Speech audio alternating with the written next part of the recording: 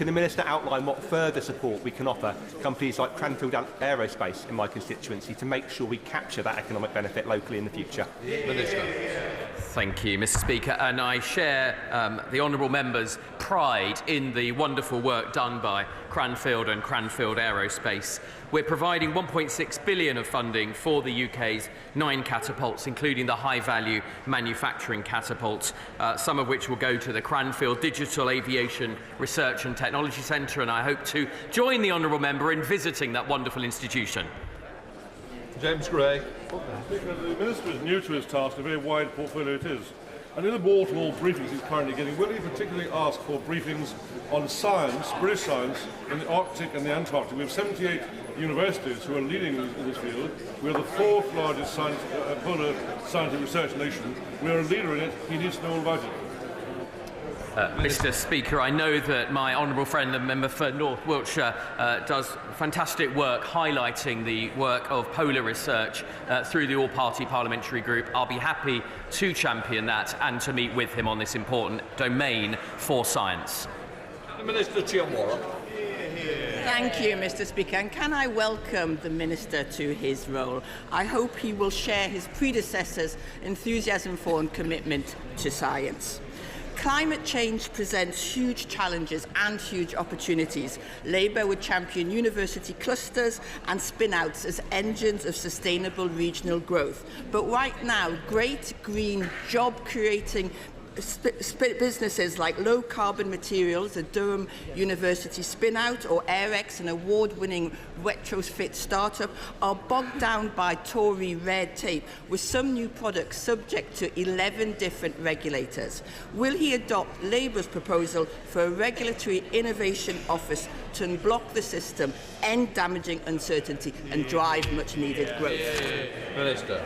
Thank you, Mr. Speaker, and I thank the honourable lady for Newcastle Central. I look forward to working collaboratively with her, and I absolutely share my predecessor's determination to drive forward British science, including the all-important work in net zero. To Topicals, Dame Priti Patel. Mr. Speaker. Minister.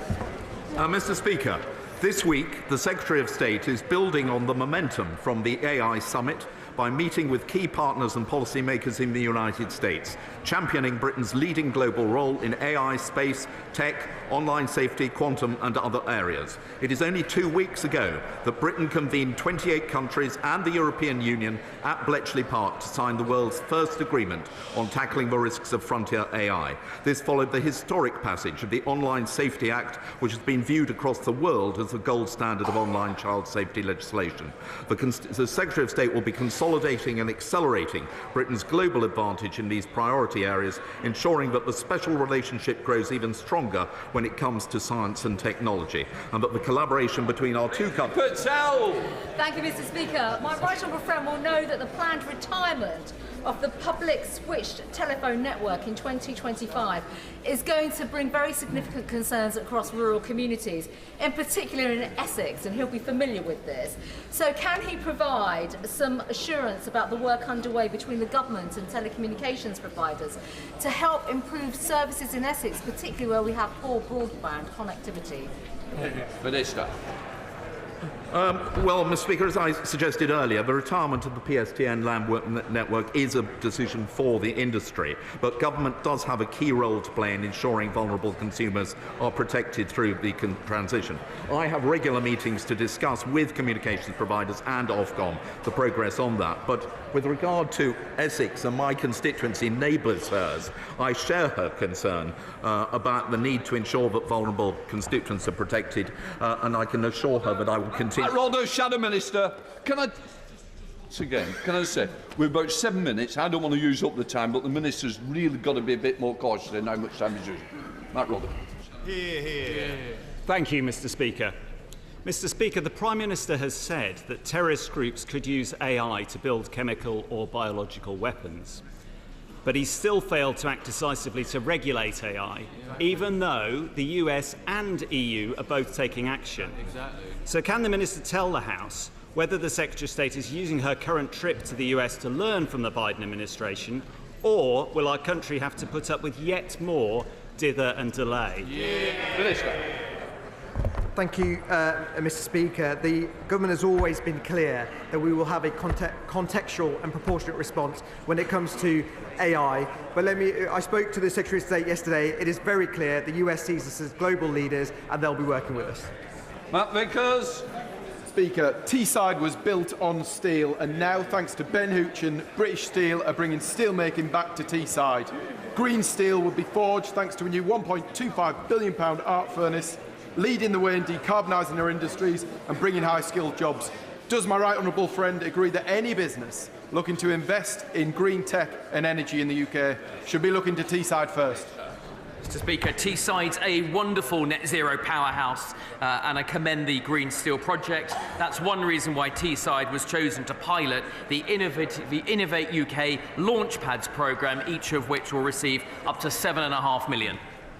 SNP spokesperson Carol Monaghan. Thank you, Mr. Speaker, and can I welcome the new front bench to their positions.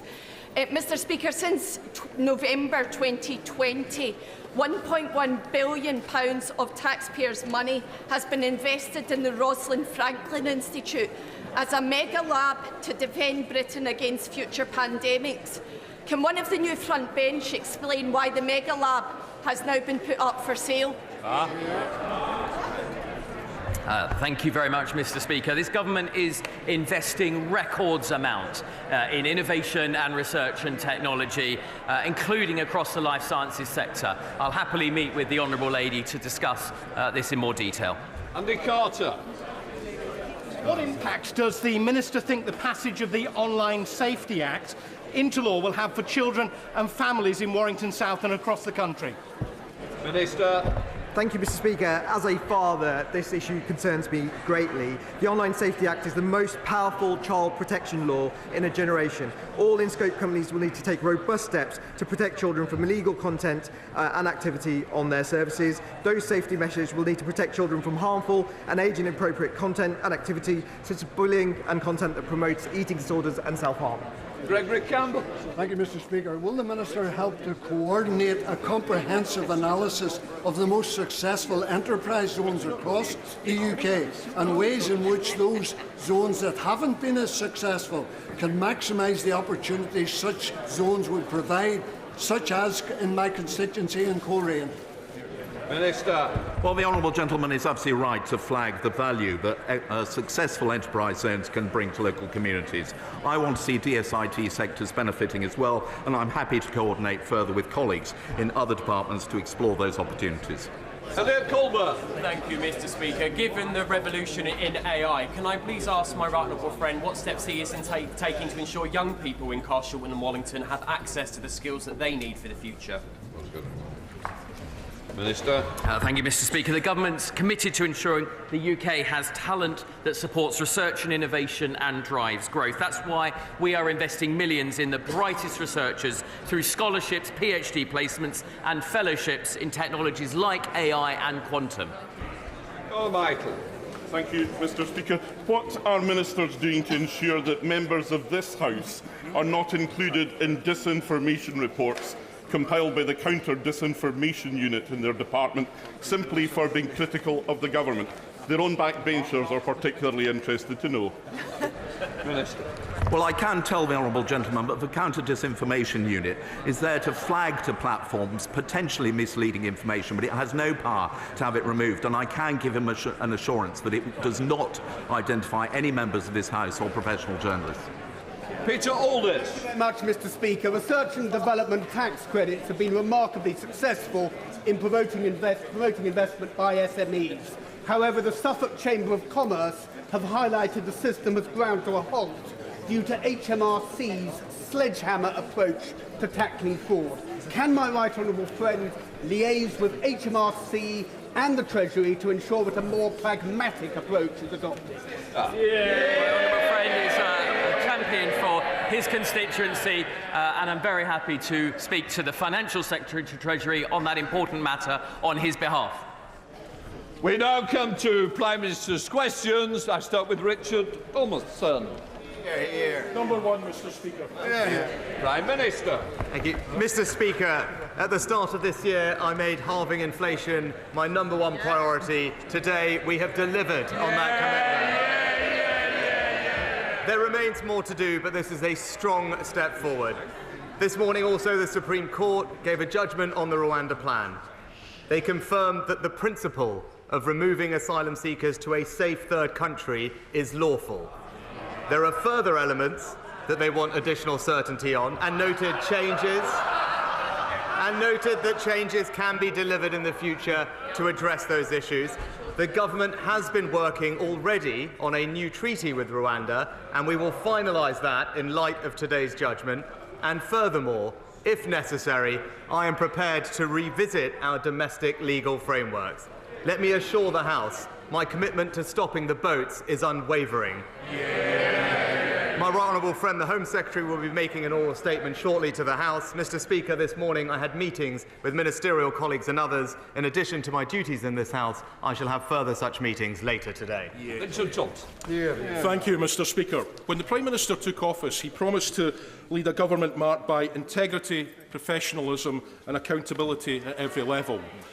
What is it about the judgment of David Cameron and his relationships with Lex Greenhill, or his lobbying for Chinese state interests, that make the Prime Minister consider him to be a suitable candidate to be the Foreign Secretary? Prime Minister. Now, Mr. Speaker, I'm delighted that the former Prime Minister has rejoined government as Foreign Secretary. He brings unrivalled experience and relationships across the world and will do a fantastic job championing British interests everywhere he goes. Thank you, Mr. Speaker. Tackling illegal immigration is a crucial issue for my constituents, many of whom will be extremely disappointed at this morning's judgment from the Supreme Court. Is the Prime Minister able to update the House on what this decision means for the government's plan to tackle illegal immigration? Prime Minister. Well, can I thank my honourable friend for his question? I know he has championed this issue and it matters to his constituents. As I said, the judgment confirms that the principle of removing asylum seekers to a safe third country is lawful. The government has already been working in advance on a new treaty with Rwanda, which we will finalise in light of today's judgment, so to address the challenges that were raised. But let me say this again. If it becomes clear that our domestic legal frameworks or international conventions are still frustrating plans at that point, I am prepared to change our laws and revisit those international relationships. The British people expect us to do whatever it takes to stop the boats, and that is precisely what this government will deliver. I come the leader of the opposition, Keir Starmer. Thank you, Mr. Speaker. The Prime Minister obviously thinks so little of his own MPs that he's had to peel David Cameron away from his 7-year exile in a shepherd's hut and make him Foreign Secretary. But a few months ago, the Intelligence and Security Committee said that the now Foreign Secretary's role in a Chinese investment fund may have been, and this is their words, engineered by the Chinese state. I hardly need to remind the Prime Minister of the threat posed by the Chinese Communist Party or the intimidation against members of this House. So when will he instruct the Foreign Secretary to give full public disclosure of his work for Chinese interests? Mr. Speaker, as I said, I'm delighted that the former Prime Minister has rejoined government as Foreign Secretary. As an individual with unrivalled experience, he will help Britain navigate an uncertain world in challenging times. Of course, like every other government minister, he will go through the normal process with the independent adviser. But the government's position on China is clear. China represents an epoch-defining challenge. That's why we have taken strong and robust steps to protect ourselves against the risk that it poses. But we'll take no lessons, Mr. Speaker, from the Labour Party on protecting our national security. They've taken almost £700,000 from an alleged Chinese agent. Mr. Speaker, It's not... Sorry? Yes, I think now you're on the front bench. We need to just calm down. Keir Starmer. Mr. Speaker, for someone who spent the last few weeks complaining about recycling bins, it's ironic that his latest reset involves recycling the architects of 13 years of Tory failure. But this is the Prime Minister who also reanimated the career of the member for Fareham in order to resuscitate his own just days after she was sacked for a national security breach. Is he ashamed that he was so desperate to become Tory leader, so scared to face a vote, that he put someone so totally unfit for office in charge of Britain's national security? Mr. Speaker, he mentions 13 years. We remember what happened at the beginning of that 13 years. It was this party that restored this country's financial security after the Labour Party left no money behind, Mr. Speaker. And it is a bit rich to take lectures on security from a man who wanted to make the former member for Islington North Prime Minister of our country. The member for Islington North isn't even a Labour MP anymore. A change party and strong leadership. Mr. Speaker. Luke, with a lot of business today, very important business with some important votes, and I want to get through this speedily. Keir Starmer.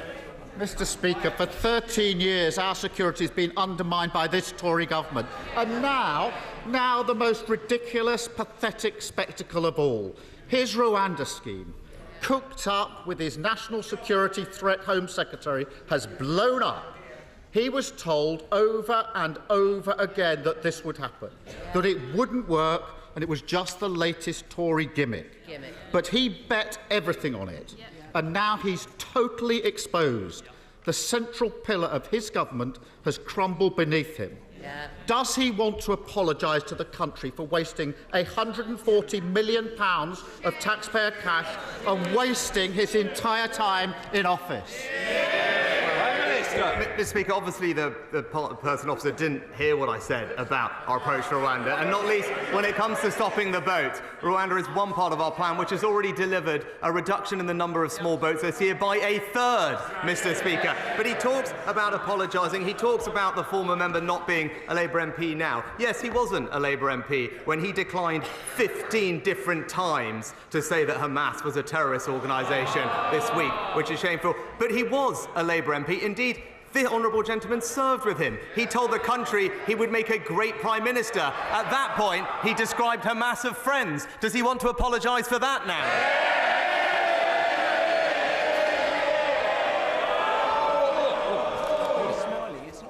Are we serious? No. Because I'm going to tell... Oh, I won't challenge. Because I've got to say, our constituents are watching this. They're very, very concerned about the affairs of today. They're very concerned about the votes later. A lot of members wish to speak. Those who don't want that to happen, please, go outside, go and have a conversation there. You want to bawl and shout, do it elsewhere. But it won't be happening in here today. Keir Starmer. Mr. Speaker, I'm so glad he agrees this is a changed Labour Party. And while he was wasting his time on this gimmick, the asylum backlog has swollen to 175,000 people. Taxpayers are paying £8 million a day on hotel bills, and 615 people arrived by small boat last Sunday alone. Plan A has failed. And after this session, whether he likes it or not, he'll have to go back to his office, back to the drawing board, and start from scratch. Can he assure the British public that he will drop what his former Home Secretary calls his magical thinking and start treating small boat crossings with the seriousness that they deserve?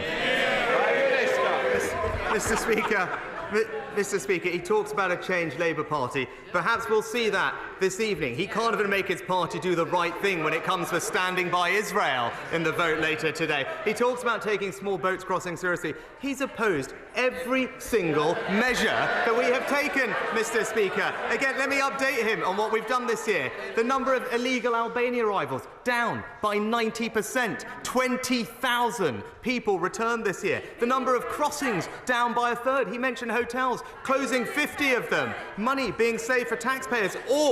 All, by the way, opposed by the party opposite. What is the honourable gentleman's plan? Yes, there we have it. A cosy deal with the EU, which would see the UK accept 100,000 illegal migrants. He doesn't want to stop the boats. He wants to welcome more of them. Mr. Speaker, it's very straightforward. He promised that he would stop the boats this year. This year. Today is the 15th of November. He's wasted all of his time on a gimmick and now he's absolutely nowhere. Will he level with the British public and finally admit he's failed to deliver on his promise? Mr. Speaker, this government has done more to tackle illegal migration than any in the past. And again, let's just review, Mr. Speaker. He's been on the wrong side of this issue his entire career. This is a man who described all immigration law as racist. He said it was a mistake to control immigration, and he has never once in this place voted for stricter asylum rules. It's clear, Mr. Speaker, while he might want to listen to the open border activists, I'm siding with the British people. I would have thought if he was confident about his promise, he would have given an answer saying he stands by it and will deliver by the end of the year. Yeah. But the absence of that answer is absolutely amazing in the circumstances. He's had 3 reshuffles, a forgotten conference speech, an empty King speech. He even found time to fanboy Elon Musk. But not one of them has made the slightest difference to the lives of working people. If we had £1 for every time we had a reset, the cost of living crisis would be over long ago. Now, he likes to think of himself as the man from Silicon Valley, the tech-savvy Californian, the country's first AI PM. And yet his big idea is to keep turning his government on and off and hope at the wall and hope that we'll see signs of life. Is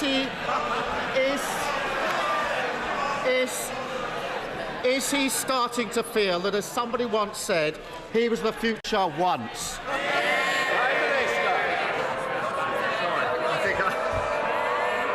I slightly missed the end of that, but I've got to say, I was glad to hear finally that the honourable gentleman did bring up the cost of living, because on that he is right. That is the #1 challenge facing countries up and down the family.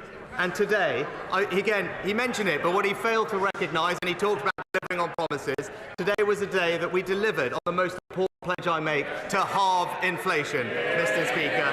Delivering on a commitment, easing the burden for families up and down the country. What we would see from the party opposite is everything would jeopardise that progress, borrowing £28 billion a year, undermining our energy security, giving in to inflation-busting pay rises to his union backers. That's not a sensible plan, Mr. Speaker. It would push up mortgage rates, push up inflation, harm working families. All the while, we're going to continue delivering for the country.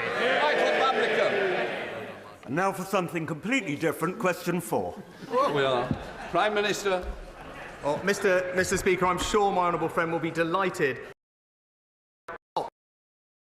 Foreign direct government is also significantly investing, including hundreds of fund and towns fund investments, and introducing a new pilot scheme to help businesses in the region become more energy efficient. Sir Michael. Well, can I thank my right honourable friend for that encouraging answer?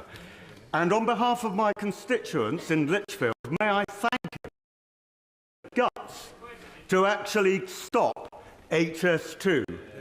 But can I ask that the area within my constituency in the north, where construction is still going on, that this happens swiftly, that those areas which do not have HS2, compensation is also made swiftly for those people expecting it. Honourable Members, but also consistent campaigning on this issue, and I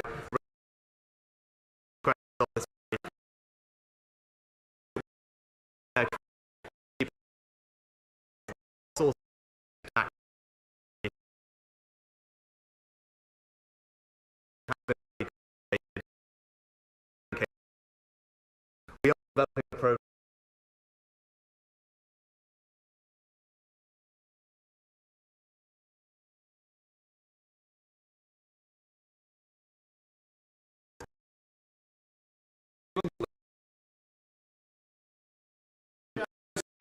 The Prime Minister and David Cameron, Gaza are living under constant attacks and pressure in an open air.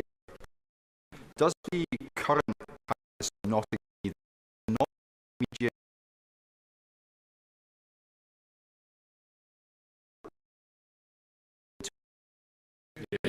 Prime Minister, I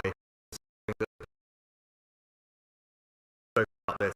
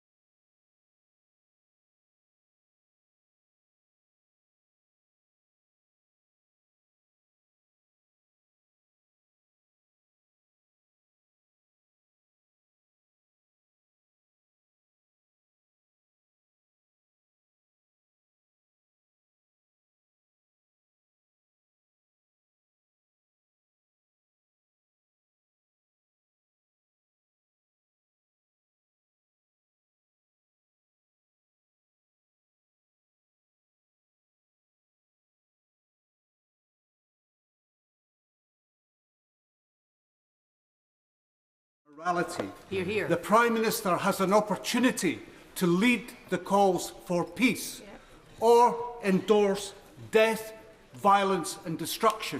Which will he choose? Hear, hear.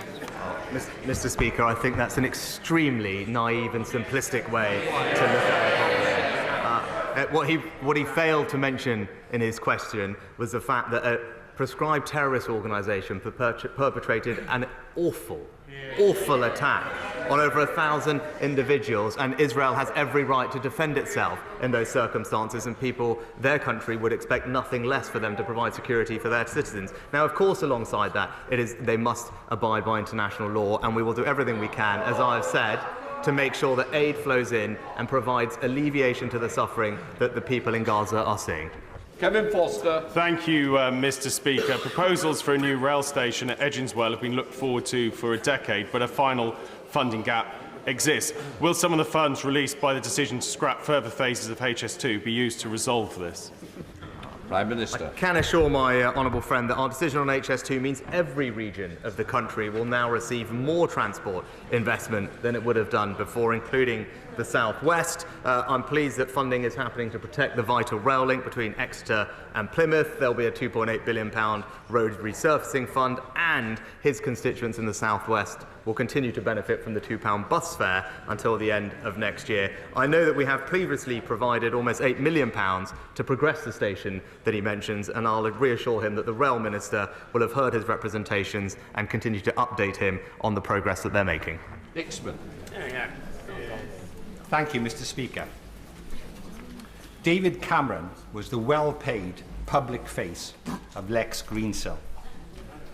Greensill companies are facing criminal investigations in Switzerland, Germany and here in the UK. David Cameron messaged ministers and officials 62 times over Greensill's COVID loan guarantees. The Treasury Select Committee called this a significant lack of judgment. What does his appointment say about the Prime Minister's own judgment? Prime Minister. Mr. Speaker, as the honourable gentleman knows, the government commissioned Nigel Boardman to review all those issues and strengthen the system following those recommendations. But I'm very confident, Mr. Speaker, that this nation will be well represented by the former Prime Minister abroad. He's a Prime Minister with unrivalled experience of foreign affairs, will help Britain navigate an uncertain world in challenging times. And in contrast, the party opposite would offer to the country a shadow Foreign Secretary who backed his predecessor to be leader, was paid to appear on Russian television, and even voted against Trident. Does that sound like a man who should represent Britain? Thanks, Smith. Thank you, Mr. Speaker. The inflation numbers this morning were very welcome, but the tax burden continues to bite.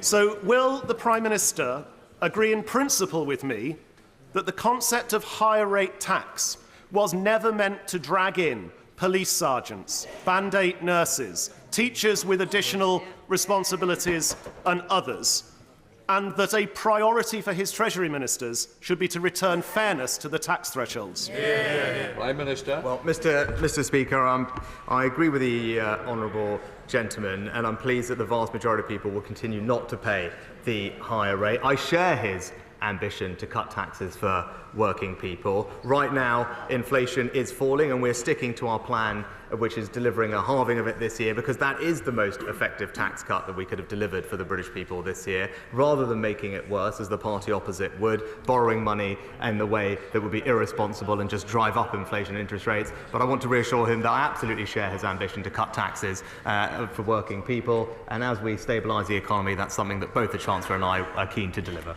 David. Mr. Speaker, my son loves football, and I understand the Prime Minister is a big Southampton supporter. So after his latest cabinet reshuffle, I wonder if he can tell me, since 2010, have we seen more Southampton managers being sacked, or have we seen more housing ministers come and go?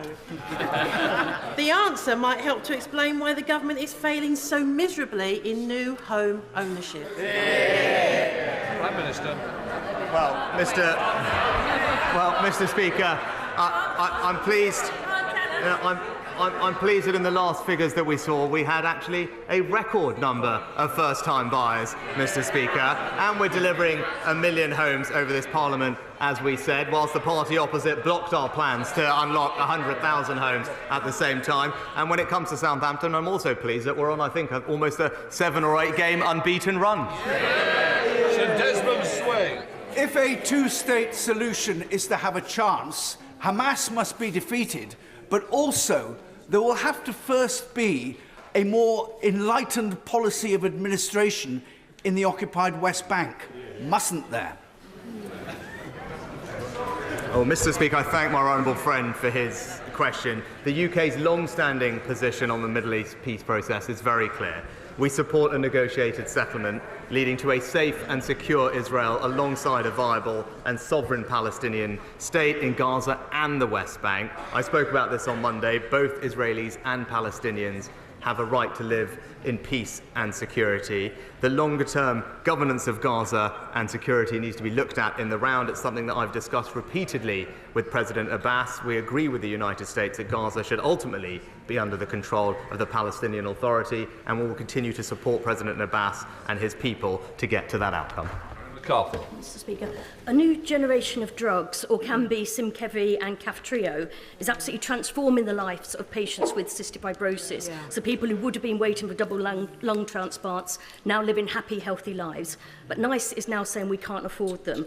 So will the Prime Minister and his new Health Secretary get round the table with NICE and with the drugs company to make sure that children being born with cystic fibrosis today get those life-saving drugs in the same way that children currently living with CF are getting them? Prime Minister. I thank the Honourable Lady for raising an important issue. I'll of course ask the Health Secretary to look into it. I shall understand that NICE operate independently from government, but if there's a conversation that can be had, I'll ensure that it takes place.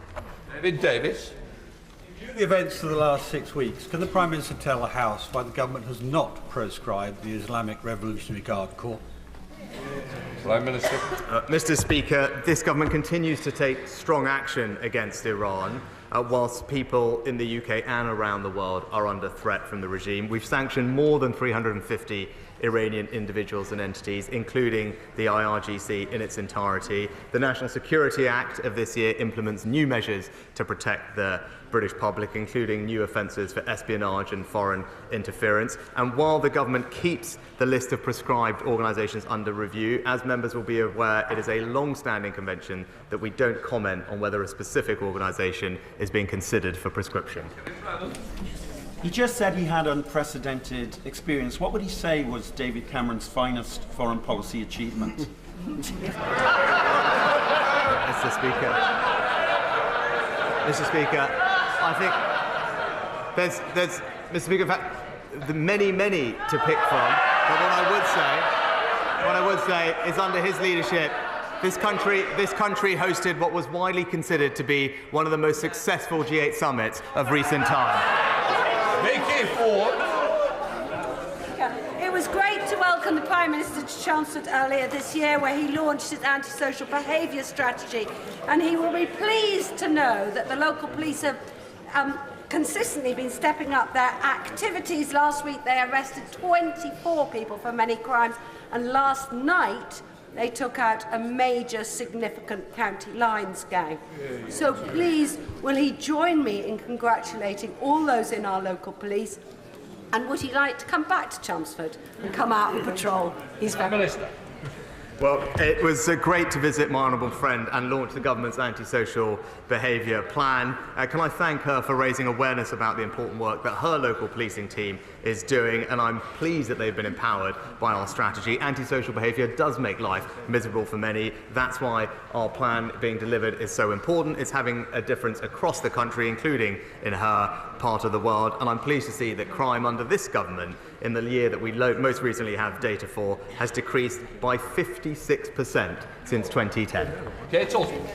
Thank you, Mr. Speaker. Mr. Speaker, it's insulting that in the week that marks 20 years since the abolition of Section 28, the Prime Minister has appointed a minister without portfolio who frequently attacks the LGBTQ+ community with their so-called war on woke, seeks a return to those awful days, denying our human rights and attacking our very existence.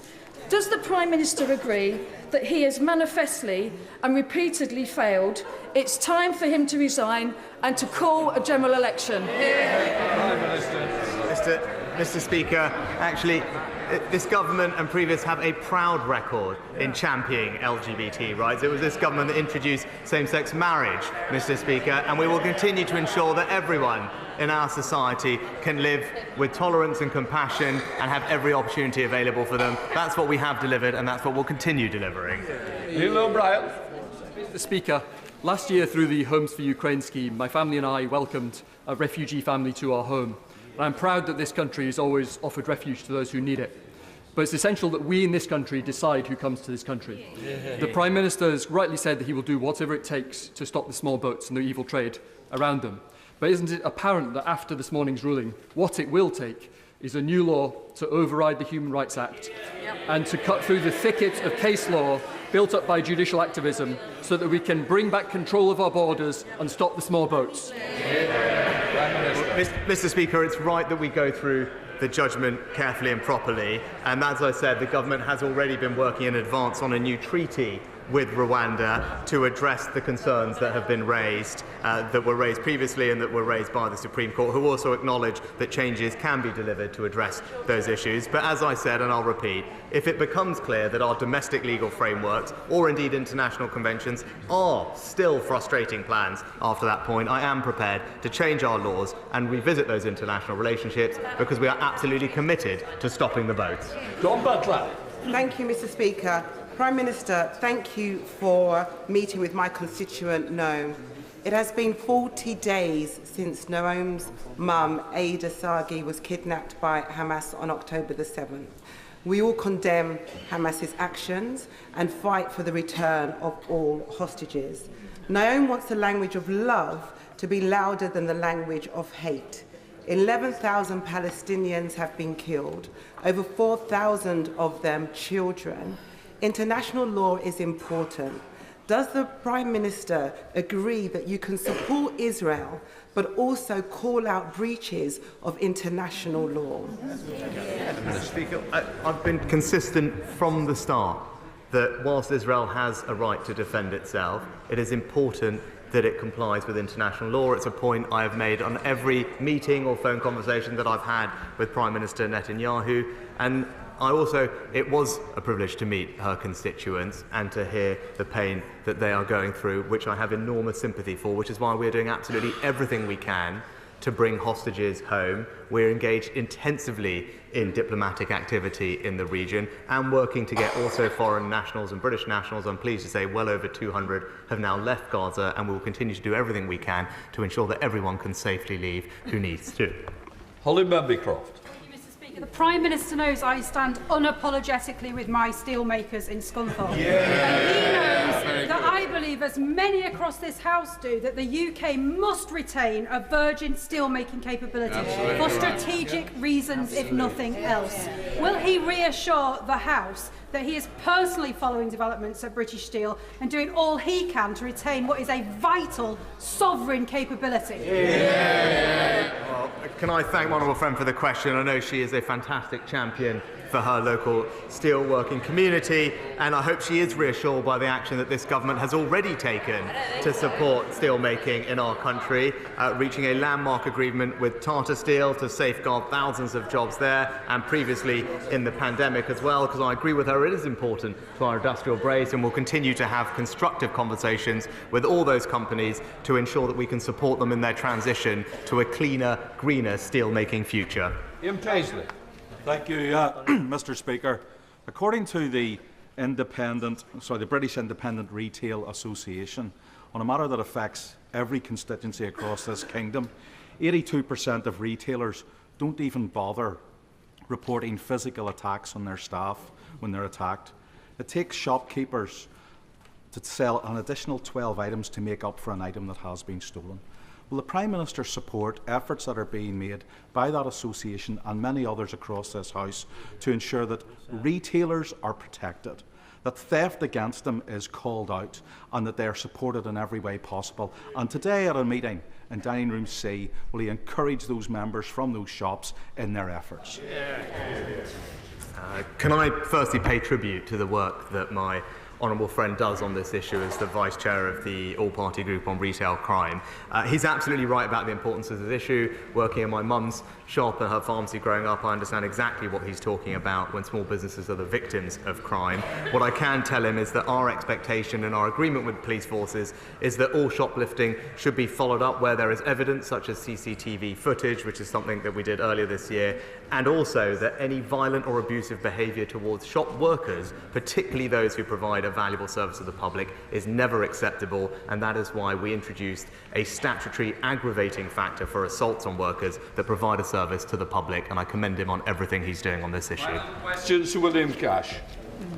Speaker. Thank you.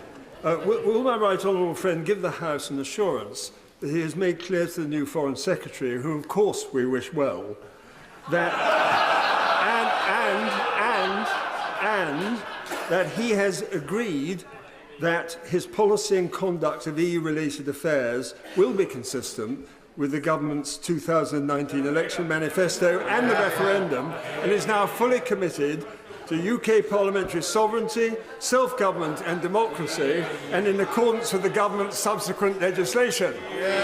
Prime Minister. Well, I'm delighted to give my honourable friend that assurance, because this is a government that is seizing the opportunities of Brexit, aided by his advice and support, passing the rule bill, ensuring that we can regulate our growth industries in a more competitive way and sign trade deals with the fastest growing regions across the world, including most recently the CPTPP. It's this government that's delivering the benefits of Brexit to every part of our country, and long may that continue. That completes Prime Minister's questions.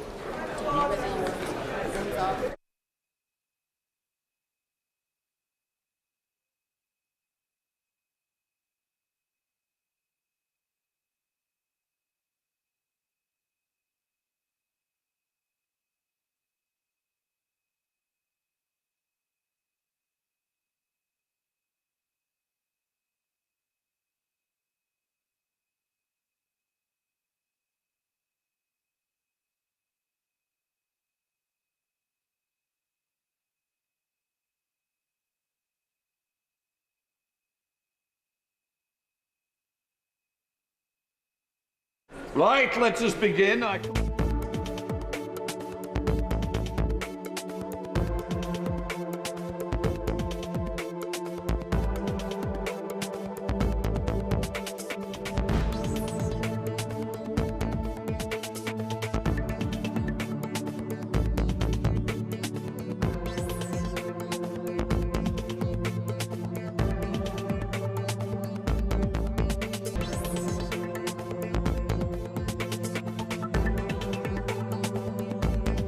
Ago. The government, of course, fully respects the Supreme Court, but its judgment does not weaken our resolve to deter people from making these illegal, dangerous and unnecessary journeys. This is a lengthy judgment which we now need to digest and reflect upon. We take our obligations to the courts very seriously, which is why we have already taken action to address a number of the points raised by the lower courts. It is only through breaking the business model of illegal people traffickers that we can fully take control of our borders and save lives at sea.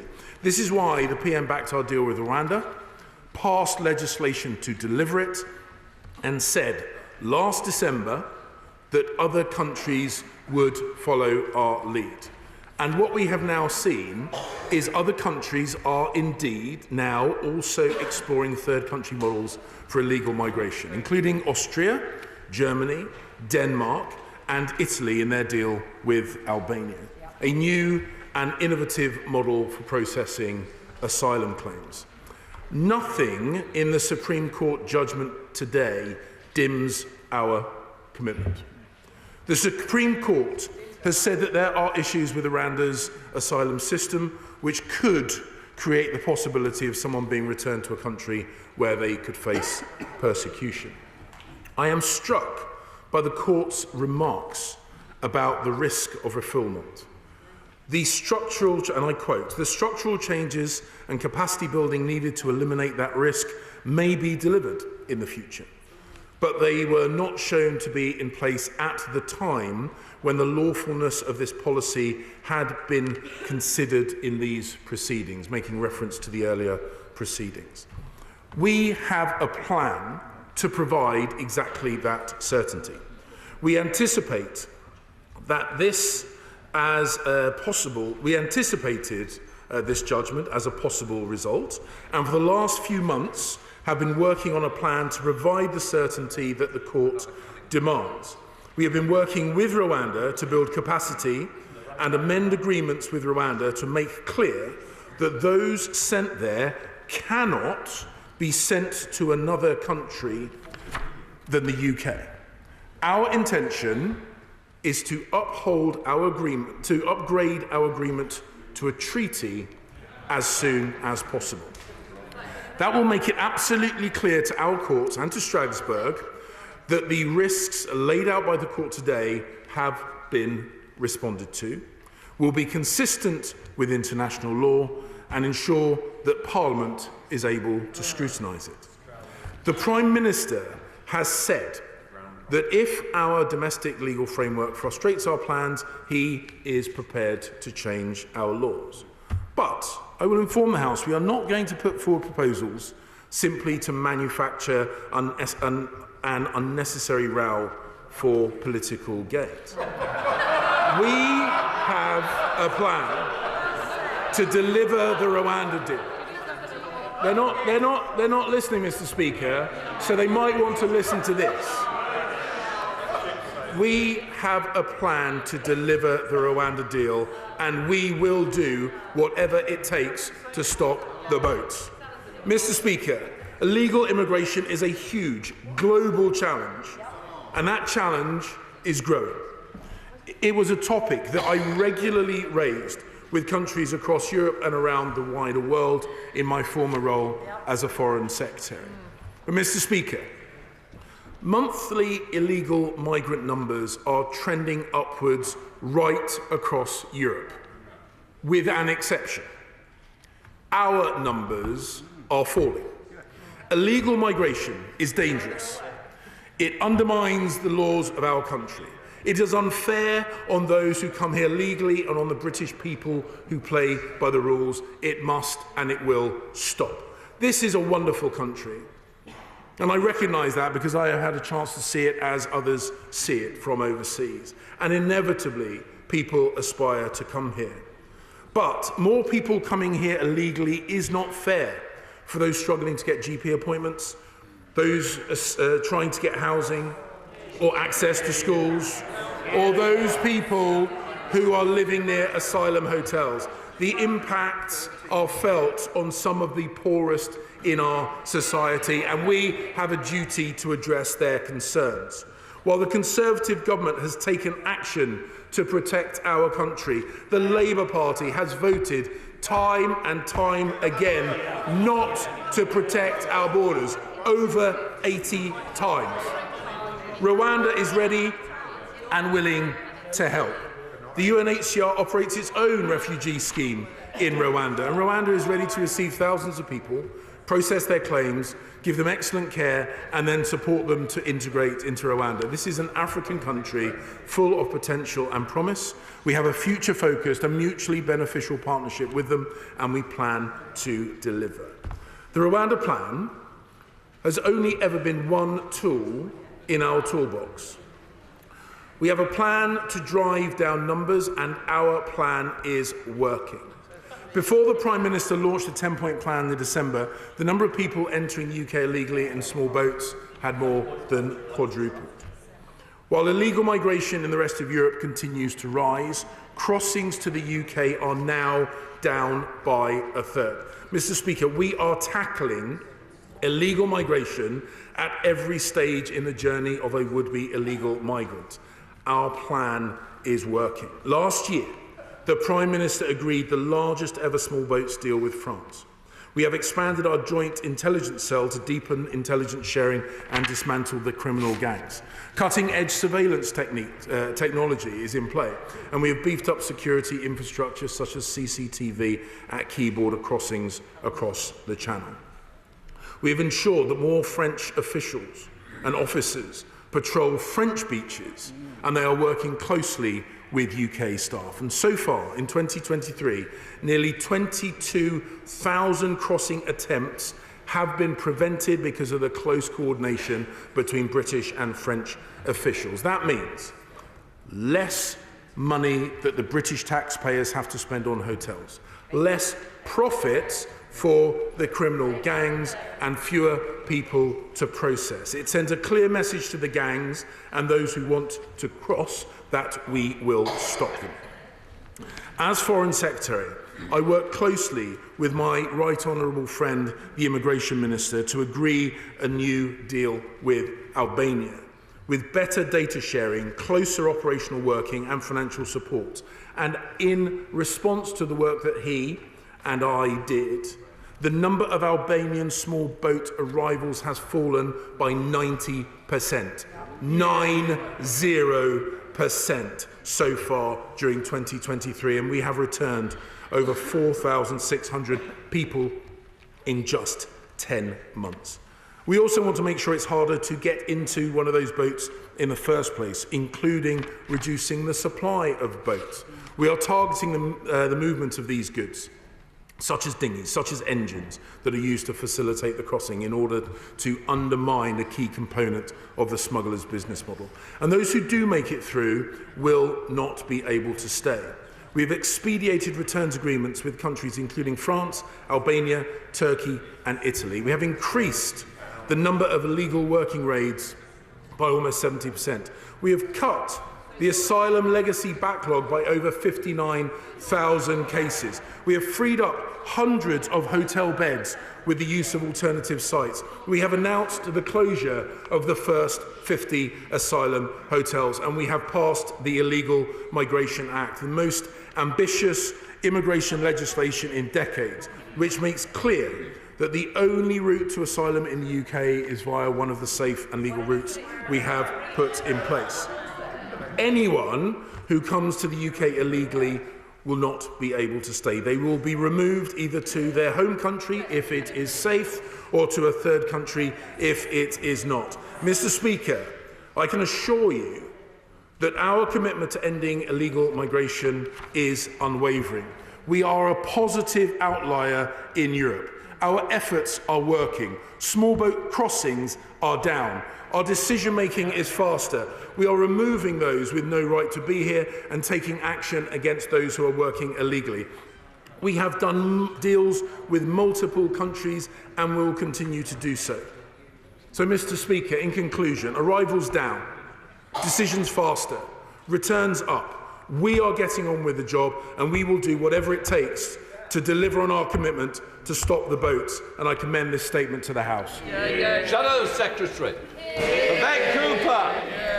Thank you, Mr. Speaker. I welcome the new Home Secretary to his post. He is the 8th Conservative Home Secretary in 8 years, and what a mess he has inherited. The court conclusions today are damning. It exposes the complete failure of the Prime Minister's flagship Rwanda policy, exposes a complete failure of the Prime Minister's judgment in making it the central part of his policy, and the complete failure of Conservatives to get the most basic grip of their boats and asylum chaos. No serious plan on the dangerous boat crossings that are undermining our border security and putting lives at risk that all of us want to see end. No serious plan to sort out the chaos in the asylum system, people in costly asylum hotels because of the soaring backlog that should be ended, and the readiness to spend over £140 million of taxpayers' money on this plan, money we can't get back now that this policy has totally failed. And it adds to the disastrous judgment of the Prime Minister not just appointing and backing the previous Home Secretary, who was unfit for the job. Now, I don't agree with pretty much anything his predecessor as Home Secretary ever said, but she was right on this message to the Prime Minister. She said, if we lose in the Supreme Court, you will have wasted a year and an Act of Parliament only to arrive back at square one. Your magical thinking has meant you have failed to prepare any sort of credible plan B. Wasting time, wasting money and letting the country down. That is the Conservatives' record. Now, the court outlines the catalogue of problems with the policy, but ministers knew all about them. When it was first announced 18 months ago, I raised in this House the problems with the Israel-Rwanda deal. They were warned many times about failures and weaknesses in the Rwanda asylum system, but they just pressed on. And even if it had been found lawful today, they've admitted it would only have covered a few hundred people anyway, at a time when 100,000 people applied for asylum in the UK last year on the Conservatives' watch, and that would have also cost around twice as much per person as deciding cases in the UK. The truth is the government has wasted not just 1 but 5 years of failing to deal with this. 5 years ago there were just a few hundred people crossing in boats, but they let criminal gangs take hold along the channel. They let asylum decisions collapse, so the backlog soared, and there are now 20% more people in asylum hotels than there were when the Prime Minister promised to end them. So will he now tell us how much in total has the government spent on this failed Rwanda plan so far? The House has a right to know. Yes. He says he wants a new treaty. How much more will that cost? And the court judgment says, despite his optimism, it says of the changes that are needed, the Rwandan government indicated that the contemplated arrangements might not be straightforward to implement in practice. And the court says the provision of resources does not mean that the problems we have described can be resolved in the short term. So again, more of the magical thinking. And what does this mean for the Prime Minister's flagship legislation? Because he boasted about passing it only yesterday, but the government hasn't actually commenced the central clauses of the law, because without Rwanda, and frankly even with Rwanda, the policy doesn't work and will just lead to an endless, ever-increasing permanent backlog. So can he confirm now he won't in fact be implementing the central tenets of that law this year? And can he confirm that this means the Prime Minister's pledges to introduce the new law, to stop the boats and to also to end hotel use will all be broken this year? And why will he not put that money into a proper plan to tackle the boats? I don't believe the new Home Secretary ever believed in the Rwanda plan. He distanced himself from it and his predecessor's language on it. He may even, on occasion, have privately called it batshit. But he and I agree. We need action to stop boat crossings that are undermining border security and putting lives at risk. We need a properly controlled and managed system for asylum and refugees. So let's concentrate on the things that can work. We support the work with France along the northern coast. We want it to go further. We support the work with Albania, with other countries across Europe to tackle the gangs, but it is frankly far, far too weak. We need a proper, comprehensive, massively scaled up plan to go after the criminal gangs and a proper system to clear the backlog, to have a proper returns unit in place so we can end hotel use. And instead of that cost going up from £6 million to £8 million a day on his watch, let us end hotel use and save the taxpayer £2 billion. That should be common ground. So I could suggest to him that he stops wasting taxpayers' money on more failing schemes, that he ditches the magical thinking and the culture wars of his predecessors, and that he ditches the gimmicks and finally gets a grip. Home Secretary. Mr. Speaker, I think one of the dangers of writing a critique of government policy before you've read the facts laid out in the statement is the statement makes the critique obsolete. She talks about hotel usage, which I might remind the House is coming down. She talks about small boat arrivals in the UK, which I will remind the House are coming down. She talks about closer working relationships with our European partners, which I will remind the House we are already doing. I've written here in response to the various questions, does she have a plan? Does Labour have a plan? And Mr. Speaker, if the bench is opposite could curb their enthusiasm and listen to what I was about to say next, I was going to concede that it's clear they do have a plan. And their plan, their great idea, is to do what the government is already doing.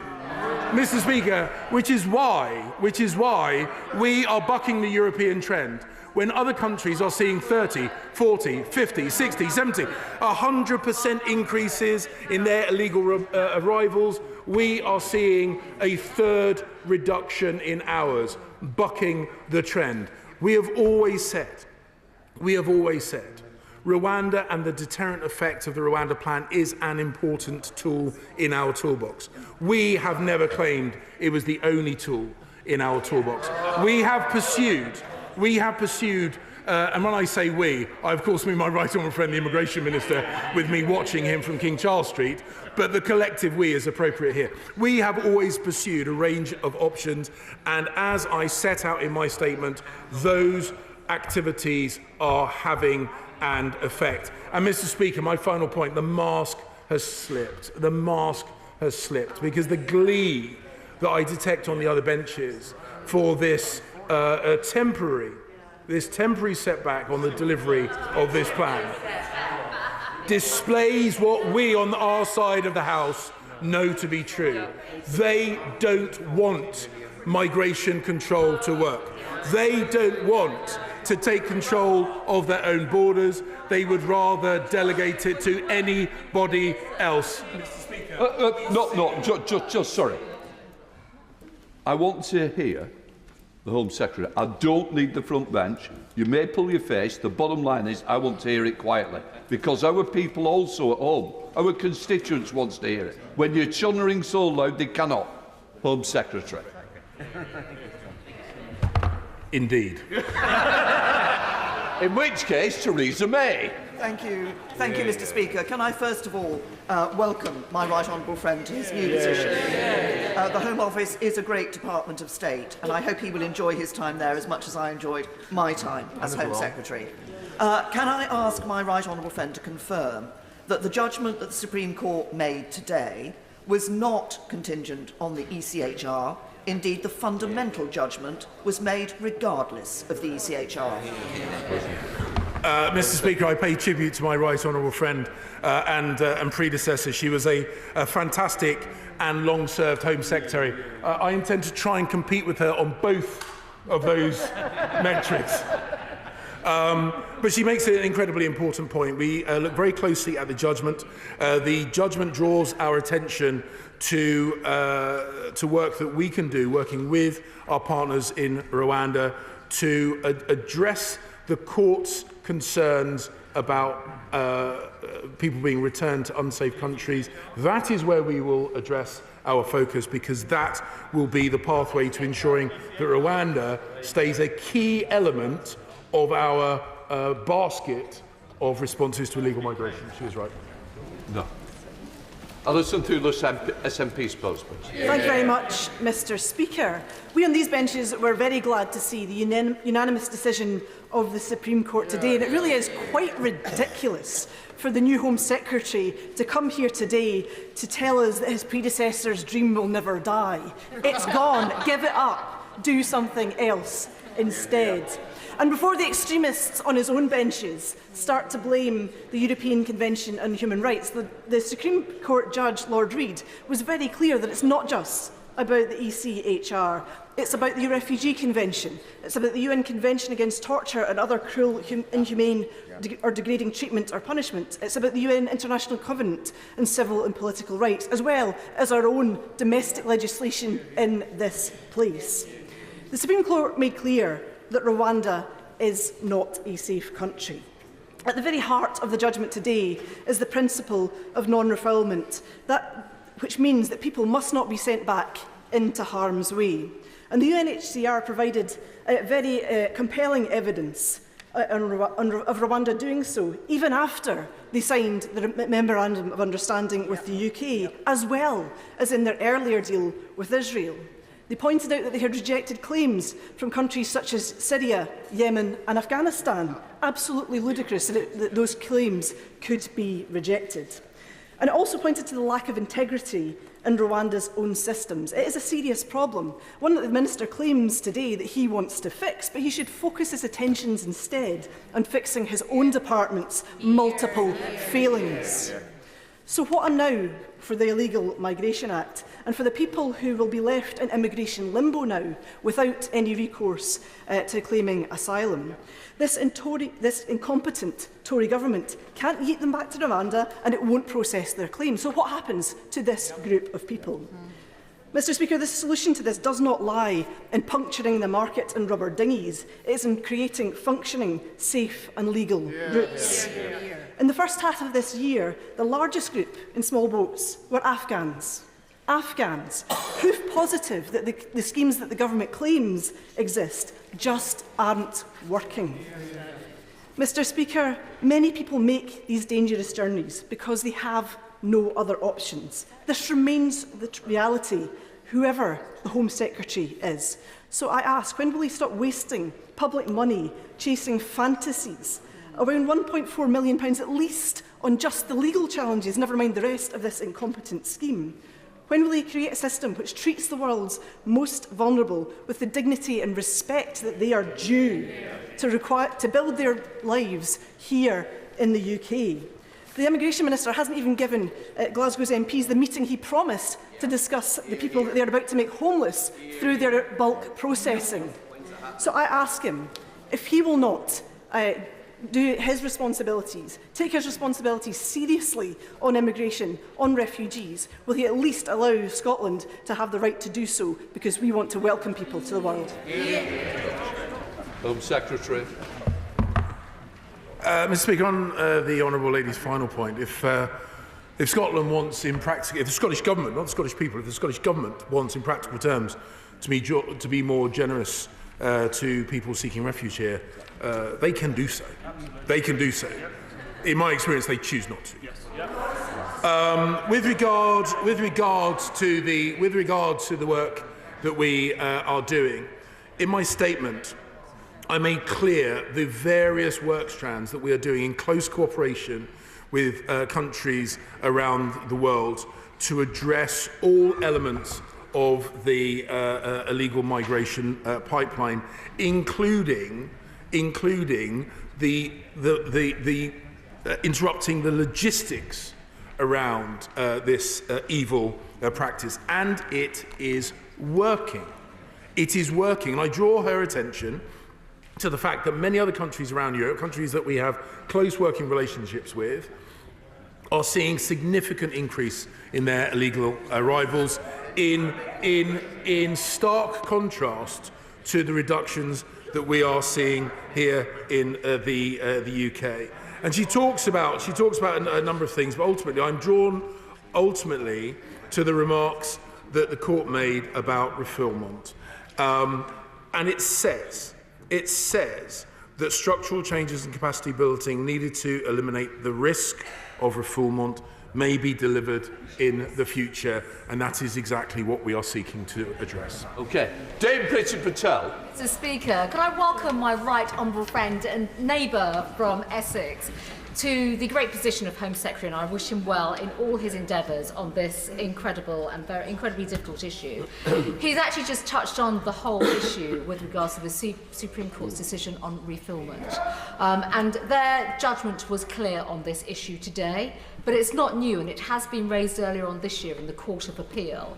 And if I may say so, Madam Deputy Speaker, ministers have had the opportunity to address some of these practical measures and means thus far prior to today's judgment.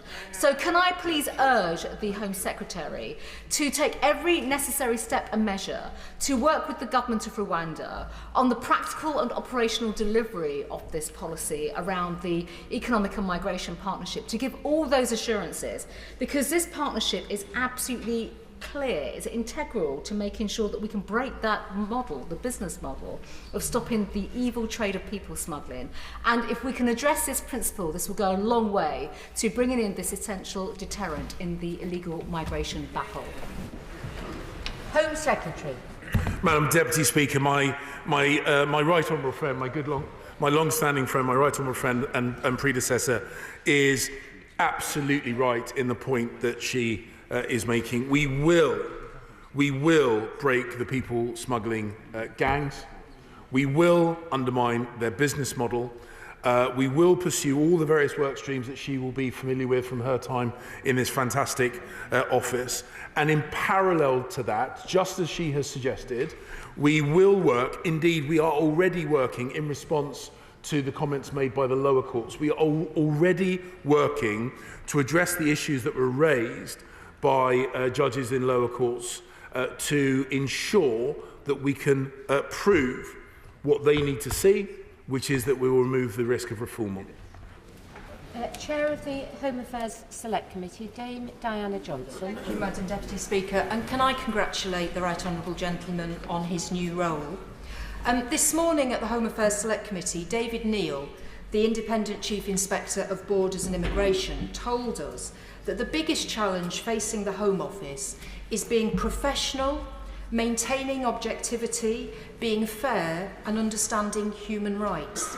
The Inspector also said that what keeps him up at night is the question of who is protecting our borders, and are they doing that to the best of our collective abilities. I just wondered, could the Home Secretary just tell us whether today's ruling on Rwanda proves or disproves Mr Neal's concerns? Home Secretary. Madam Deputy Speaker, this government is responsible for protection of this country, and it's a role and responsibility we take incredibly seriously. It is the primary function of governments. And in this statement and in the other statements that I intend to make and the ministers and department will make from the dispatch box, we will show the House and the country that we take on this side of the House this responsibility incredibly seriously, and we will take whatever action is necessary to ensure the protection of the people of this country and the borders of this country. It would be helpful, frankly, if the party opposite would break the habit seemingly of a lifetime and actually once in a while vote to support the actions that we take. Sir Robert Neal. Thank you, Madam Deputy Speaker. As well as welcoming my right honourable friend most warmly to this post, something where his and my former London Assembly constituents in Bexley and Bromley are massively proud to see him, may I congratulate him upon the tone and the manner of his statement. Because it is right as a law or as a rule of law country that we respect the decisions of the courts, however they go. The Supreme Court was asked a legal question and it gave a legal answer. Does he agree that it's quite clear that this decision is essentially fact-specific, applied to well-established legal principles, and the solution is, first of all, to look at the way in which those facts can be rectified to make it comply?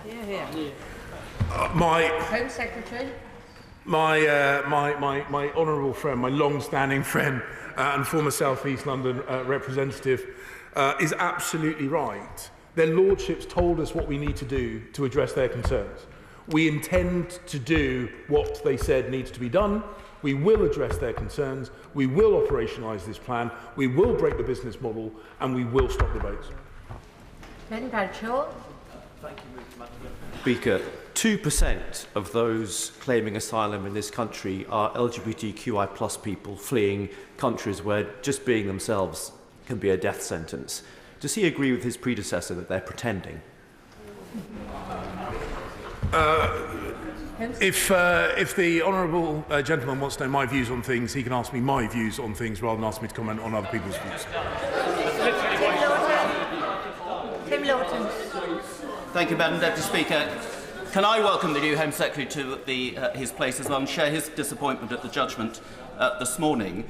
As we've heard, the Supreme Court focused on the principle of non-refoulement, and hopefully that can be addressed in a new treaty and perhaps will be made more robust if we can work jointly with other European partners who have expressed an interest in a Rwanda-type scheme. But can I ask him, why was this not considered in the original Rwanda treaty, and which law officer was responsible for giving legal advice to the Home Office about how it might stand up to challenge in the court? Which former law?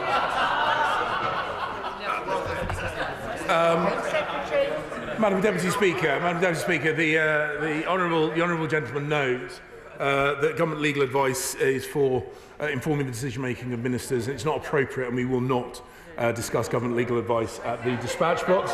He knows that. The point is, of course, we do always prepare for a range of eventualities. As I said in my statement, we recognise that this was one of the decisions that might come from the courts. We listened carefully to the statements made by the judges at the lower courts, and we have already started to take action in response to the concerns that they have raised. Alistair Carmichael. Madam Deputy Speaker, can I also welcome the new Home Secretary to the dispatch box? He's got a difficult job, but it's in everyone's interest that it should be done well. Can I also welcome that part of his statement where he says, "We are not going to put forward proposals simply to manufacture an unnecessary row for short-term political gain." That much, at least, will be a refreshing change. But he should be aware that his honourable friend, the member for Ashfield, the Deputy Chairman of the Conservative Party, is reported as having told ITV that the Prime Minister should ignore the laws following the Supreme Court decision. Will he dissociate himself from these comments? Home Secretary. The government, this country, prides itself on being a law-abiding country. So to hear the government's position on things, listen to the statements of government ministers. I have made it clear. We respect the judgment.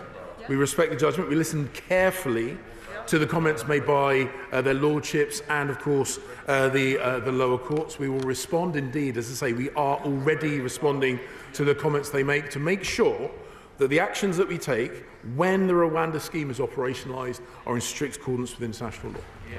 Sir Julian Lewis. Thank you, Madam Deputy Speaker. Will the Home Secretary explain to those of us who are not experts in this area why it is that people who arrive illegally on our shores from a safe nearby country cannot immediately be returned to that safe nearby country? Clearly it would be in breach of certain laws, so can he set out perhaps in a statement what those laws might be? Home Secretary.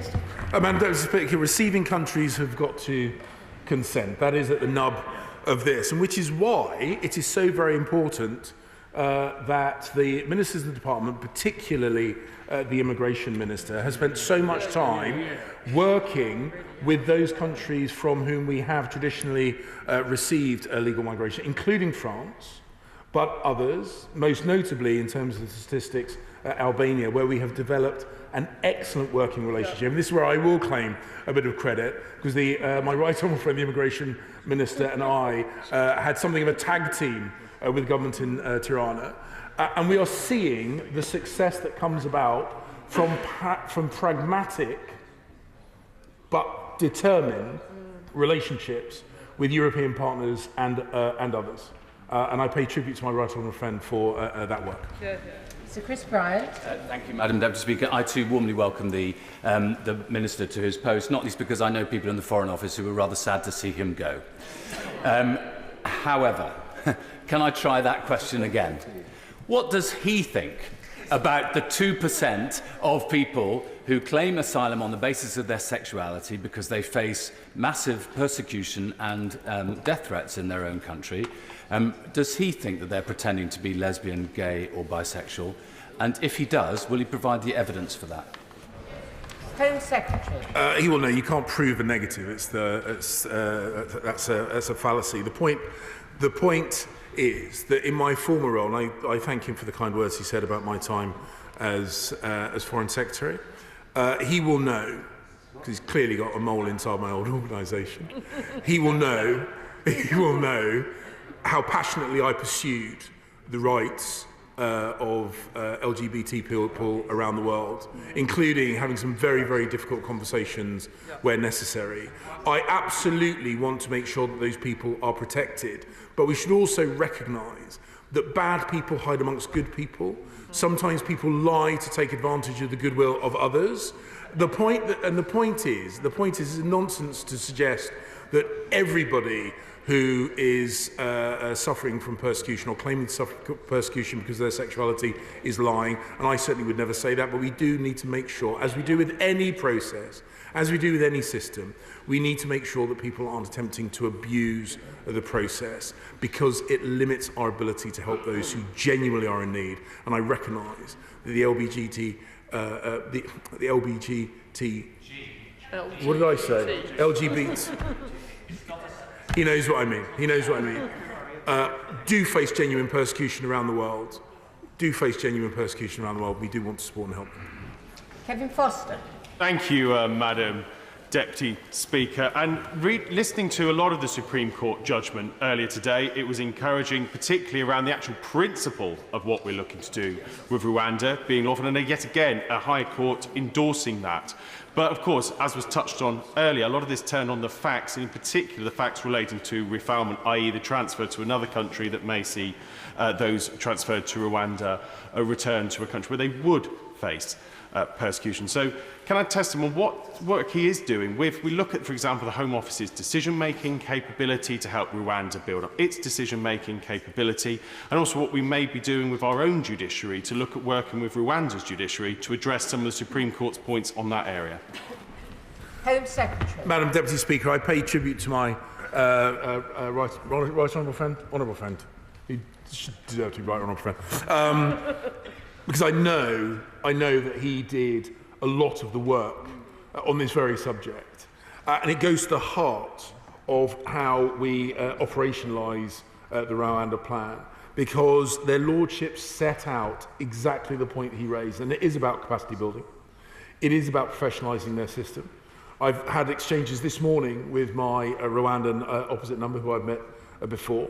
The Rwandans are keen partners to build and strengthen their institutional structures. They see us as a key partner in achieving that, and together we will work to operationalise this. And as I say, I pay tribute to the work he did on this very issue. Joanna Cherry. Madam Deputy Speaker, the Supreme Court's judgment has put paid to the lazy, ill-informed argument that it's the European Convention on Human Rights and only the European Convention on Human Rights that's blocking this government from dealing effectively with asylum and immigration.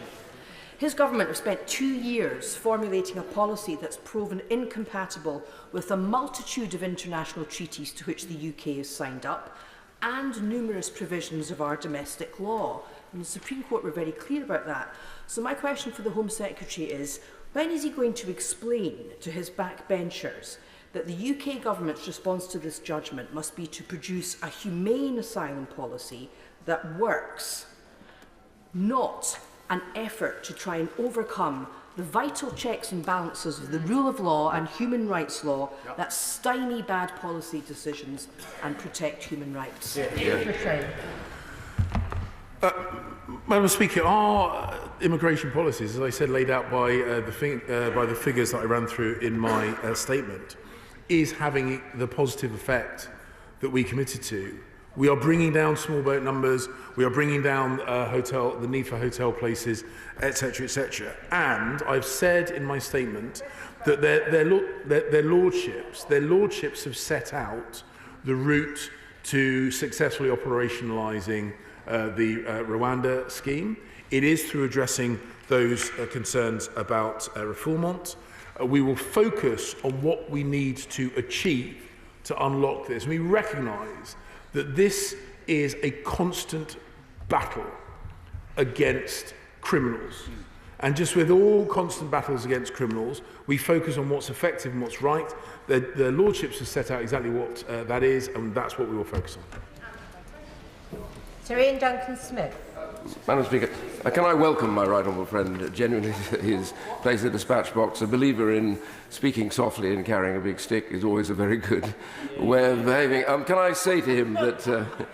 no reference. Can I just say to him that I also fully agree with all of his intentions and the direction of travel that he wants to go to settle this issue in terms of proper organisation such that these concerns are therefore dealt with in the courts. And I do say to him, does he not agree with me, those who greet this judgment with glee need to remember that people are dying in the Channel trying to cross in the boats. But I ask him to ask his right honourable friend, the attorney, at some point to come to the dispatch box in due course to reflect on the judgment, because it does appear to me that this is much wider than the migration judgment, because we're now linking directly to applicability in UK law agreements that were made with the UN that were never bound into UK law. Now, whether one wants it or not, that does widen the whole issue of what then becomes justiciable. I'd be grateful if she would then come at some point and deal with that issue. Home Secretary. I once again thank my right honourable friend for his kind words, and my focus in this role is making sure the department is highly effective in protecting the British people and protecting our borders. It's not about trying to look tough, it's about trying to deliver for the British people, and that will be my relentless focus. The Attorney General, my right honourable friend, reminds me that her advice, like all very good in-house lawyers, is limited to the client, which is Her Majesty's government. But I have no doubt that I can persuade her to meet in a private basis with my right honourable friend. Stella Creasy. Thank you, Madam Deputy Speaker. And I want to welcome the Home Secretary to his new role. I'm sure he would want to join with me expressing gratitude to all those in our public services who came here as refugees and make such a fantastic contribution to our country. At the heart of this case are a series of asylum seekers, one of whom I know has been confirmed as a victim of trafficking. He's been stuck in an asylum hotel since May 2022. As yet, the government has not even begun to look at his claim for asylum. So can the Home Secretary tell us when his department will actually begin to process the claims of these people and actually get on with finding out whether or not they are illegal asylum seekers, or is he just going to continue with the charade that he can make Rwanda workable? Secretary. I don't have details of the individual case that she raises, so I can't comment on the specifics of that. But I will remind her and the House that as part of the Prime Minister's 10-point plan, reducing or eliminating that historic backlog of case files was a commitment. At the start of this process, it stood at 91,000, and it has now been reduced to less than 30,000. So we are delivering. So we are delivering on our commitment to work through that backlog of cases. It was one of the areas. It was one of the areas that we committed to. We are delivering on it, and we will pursue all the elements of our plan. I would urge colleagues to be brief in their questions so that the Home Secretary can be brief in return, because we have a very packed agenda today and I want to make every effort to get everyone in. Sir Simon Clarke. Thank you, Madam Deputy Speaker. I should add my own congratulations to the Home Secretary on his new role. The key word, it seems to me, is time today, because we cannot keep relitigating this question to achieve what seems to be an ever-moving target in terms of what the courts want us to achieve. Our constituents sent us here with a very clear message to sort the small boats issue. Parliament has passed legislation to sort this issue. Can my right honourable friend be specific as to the point at which the attempts by the government to recondition the agreement with Rwanda into treaty form will elapse, and a notwithstanding clause of the kind that my honourable friend from Harborough has set out will become the only tool by which we can actually ensure that the will of this House takes effect, because we cannot allow this cycle to continue indefinitely. I did just say brief. I'll just remind people of that. Home Secretary. Madam Deputy Speaker, I listened very carefully to my right honourable friend's comments. We are absolutely determined to maintain the deterrent effect of the Rwanda scheme. To an extent, it is already demonstrating utility by the fact that we know, anecdotally, and I'm not going to over-interpret these figures, that we know the fear of this as part of our arsenal is already having a deterrent effect, which is exactly what it was designed to do.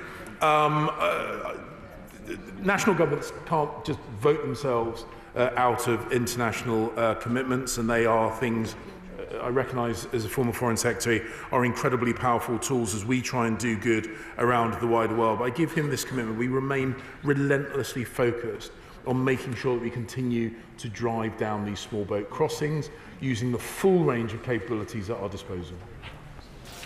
Sammy Wilson. Madam Deputy Speaker, the Secretary of State is right to prioritise, the government's right to prioritise illegal immigration and ending it as a priority. However, in his statement today, I think I counted 6 times he talked about having a plan. The only word he left out of that was a cunning plan, because his plan seemed to be as workable, effective and chaotic as Baldrick would have suggested in the Blackadder series. But it's no laughing matter, because whilst the plans are not working, there's still pressure on our infrastructure, there's still criminal gangs profiting from people's misery, and and people who use illegal routes are being disadvantaged. Will the Secretary of State give us a commitment that if the European Court of Human Rights continues to be a barrier to the will of this House, that the government will take action and will ignore the demands of the Human Rights Court? Madam Deputy Speaker, the honourable gentleman I have a huge amount of respect for. He knows that. I know he believes that. One of the points that I took from the judgment today is it's not just about the ECHR. Their lordships set out a number of international commitments that we have made, but they also set out what we need to do to get the Rwanda plan up and running, and it's on a very specific legal point, which we are already in the process of addressing. And I would respectfully disagree with him, because small boat arrivals are down as opposed to almost everywhere else in Europe where they are significantly up. The use of hotel bed spaces is down because of the arrangements that we have put in place. The speed of processing has increased, and the volume of processing of asylum claims has significantly increased. So there are always multiple strands to this plan, as set out in the 10 points that my right honourable friend, the Prime Minister, put forward, and they are having the desired effect, and we will just keep working to deliver on our commitments. Damien Green. Deputy Speaker, does my right honourable friend agree that one of the glories of our parliamentary democracy is that governments have to obey the law the same way that individual citizens or corporations have to obey the law? And does he also agree that those looking at the judgment carefully, thinking that there is a simple one lever to pull solution, are going to be disappointed? Secretary. Madam Deputy Speaker, I'm going to quote a very wise woman, Georgia Maloney, who herself is quoting an even more wise woman, Margaret Thatcher, is that this is a constant battle. This is a constant battle, and in that battle, both domestically and internationally, one of the real strengths, and I saw this as Foreign Secretary, one of our real strengths on the international stage is that when we speak, when we demand other countries abide by the rule of law, we are taken seriously because of our posture on this. And we will continue to ensure that we abide by the rule of law, while simultaneously, and we have proven we can do both, while simultaneously delivering on the commitments we made to drive down illegal migration and stop the boats. Chiomora. Thank you, Madam Deputy Speaker. I would like to welcome the Home Secretary to his new position. 1/5 of my constituency casework comes from his new department, and it is a catalogue of human misery. Just one very brief example from the hundreds I could give. Asylum application made December 2020. Interview November 2022, still waiting for a decision, has 2 young children, has twice attempted suicide, a huge cost to them, the NHS and the police. Will he just get a grip and stop making magical thinking and just fix his department and the asylum process? Madam Deputy Speaker, I completely sympathise with the frustration that her constituent must feel, and it's reflected in the frustration that I detect in her question. But I remind her and the House that we never claimed that the Rwanda deal was the totality of our response to this issue. We made a commitment to increase the speed of decision-making and drive down the backlog, and we have demonstrably done that. Dr. Caroline Johnson. Thank you, Madam Deputy Speaker. My constituents are disappointed by the judgment today, but will be heartened by the government's commitment to stop the boats. But they're impatient. As the government threatens to take over RAF Scampton, they're impatient that the boats are stopped as soon as possible. I understand his plan is to upgrade the treaty with Rwanda. Can he advise the House how long will that take? Will that be potentially subject to legal challenge? And if so, how long could those legal challenges take? Home Secretary. Madam Deputy Speaker, I'm not able to give certainty on timelines. I wish that I could, but she will know. She will know that I have a constituency interest in getting this right. RAF Wethersfield, in my own constituency, is being used as a refugee, as an asylum centre. In my conversations in constituency capacity with my right honourable friend, we discussed the need to drive down the demand for accommodation, whether it be at Scampton, whether it be Wethersfield, or indeed anywhere else. The best way of closing down Wethersfield, not needing Scampton, is to stop the boats, and we are relentlessly focused on doing so. And indeed, my honourable friend understands we are relentlessly focused on doing so for all the reasons I've discussed earlier. Jeremy Corbyn. Thank you, Madam Deputy Speaker, and I welcome the Home Secretary to his position, and I also welcome the court judgment this morning. But what I noticed in his statement was a complete lack of empathy as to why people seek asylum in the first place, why people risk all risk their lives and risk everything to try and cross a dangerous channel to get to what they hope to be a place of safety. He's right to confirm that there is a global rise in the number of refugees, massively. Shouldn't all governments be working together to address the causes of that, the poverty, the wars, the human rights abuses, and all of those issues? And will he confirm that this country will not walk away from the very important advances made over the last decades by the existence of the European Court of Human Rights to improve human rights, not perfect, but improve them all across Europe, including in this country? Home Secretary.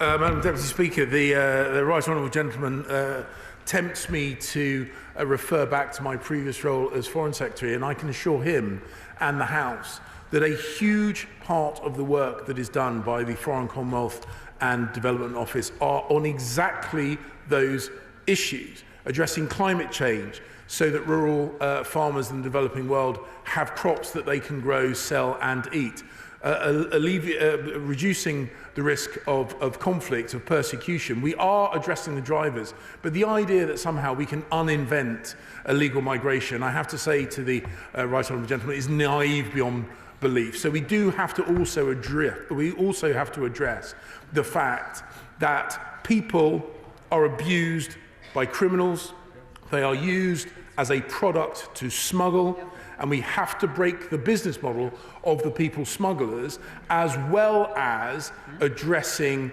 the issues that drive people away from the countries that they originated. David Jones. Speaker, may I add my voice to the general welcome to my right honourable friend. He's told the House that his department had anticipated the decision of the Supreme Court that was announced today.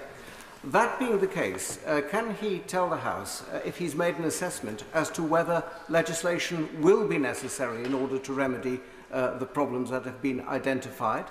And if so, when would he anticipate being in a position to introduce that legislation? Home Secretary. I can assure my right honourable friend that as a thoughtful and proactive department, the Home Office, and I can't claim credit for this because much of this work was done before my arrival, but of course the department looks seriously at the range of potential outcomes from this judgment. We've already set in place the work to turn the MOU into a treaty, thus by addressing some of the concerns of their lordships. And the Prime Minister and I have both made it clear that if there needs to be legislative work domestically in order to ensure we do this, we are unafraid of putting that forward. Clive Efford. Madam Deputy Speaker, I know from my recent visit to Cove School that they will welcome their former pupil to his new role, as I do. Can I urge him to resist calls from people on his own benches to remove us from the Convention on Human Rights? Because if we were to do so, a serious criminal or someone who means us harm, such as a terrorist, so someone suspected of terrorism, who seeks to hide overseas, could legitimately claim that their human rights could be violated if they were extradited back to the UK if we were outside of that convention. How is that taking back control of our borders? Madam Deputy Speaker, I thank the honourable gentleman, and I'll take the opportunity to go back to my old school and get their congratulations directly at some point in the future. I'll let him know, of course, that I'll be treading in his hallowed turf. Well, the point is, he invites me to be distracted, and I refuse to be distracted. I will focus on what we need to do to achieve it. Their lordships, in their judgment, set out the route to operationalising the Rwanda scheme, the Rwanda plan. I'm going to focus on what they have told us will resolve the sticking point in this. There was much in this judgment to be welcomed, including, of course, all the other elements about the fundamental soundness of this policy. Will focus on the thing that will unlock the operationalisation of this plan. Sir Edward Lee. But how long will this Rwanda treaty take to actually get through? How long will it take to have the court case, get the judgment, and the whole thing crawled over again by human rights lawyers? Meanwhile, my right honourable friend is a victim of all this in his constituency at Wethersfield, as I am in RAF Scampton, our failure to stop the boats. Now, he's a thoroughly nice chap. I feel that he feels my pain. And therefore, once this court case over Scampton is decided in the next week or two, will he meet with me so that we can work together to get up to £300 million worth of levelling up at Scampton, whatever the result of that court case? Home Secretary. Madam Deputy Speaker, I'm always delighted to meet my honourable friend. He will know that, of course, I'm now in a position where I have to be careful in terms of the commitments I make, certainly about RF Wethersfield. I do not intend to abuse my position as Home Secretary, but what I am absolutely committed to do is to drive down the need for RAF Scampton, RAF Wethersfield, just as we have driven down the need for hotel accommodation. I am absolutely committed to that, but of course I will meet him. We do need to speed up if we're going to get everybody in. Claire Hannah. Warmly welcome the Minister to his new role. The UK is absolutely entitled to create a bespoke policy, and he referred to his constructive work with Albania. But does he understand, unlike his predecessor, that policy must be compatible with facts and the law, that it should focus on the chaotic processing he has inherited and funding the public services that he says are under pressure? And can I confirm that he also acknowledges that the ECHR is a fundamental cornerstone of the Good Friday Agreement, and that abandoning it would not be compatible with the government's commitment to Northern Ireland? Home Secretary. Once again, the honourable lady has asked me to comment on something in parallel to the things that I set out, but my commitment to her and the House is we are going to focus on the things which will unlock this strand of our work. I can give her, I can't give her, or indeed anyone else in the House, guarantees of timescales, but we are already being effective on processing, on driving down the need for hotel accommodation, on speeding up the decision making, all of which are part of the basket of activities which are helping us be a positive outlier when compared with our European partners. Sir William Cash.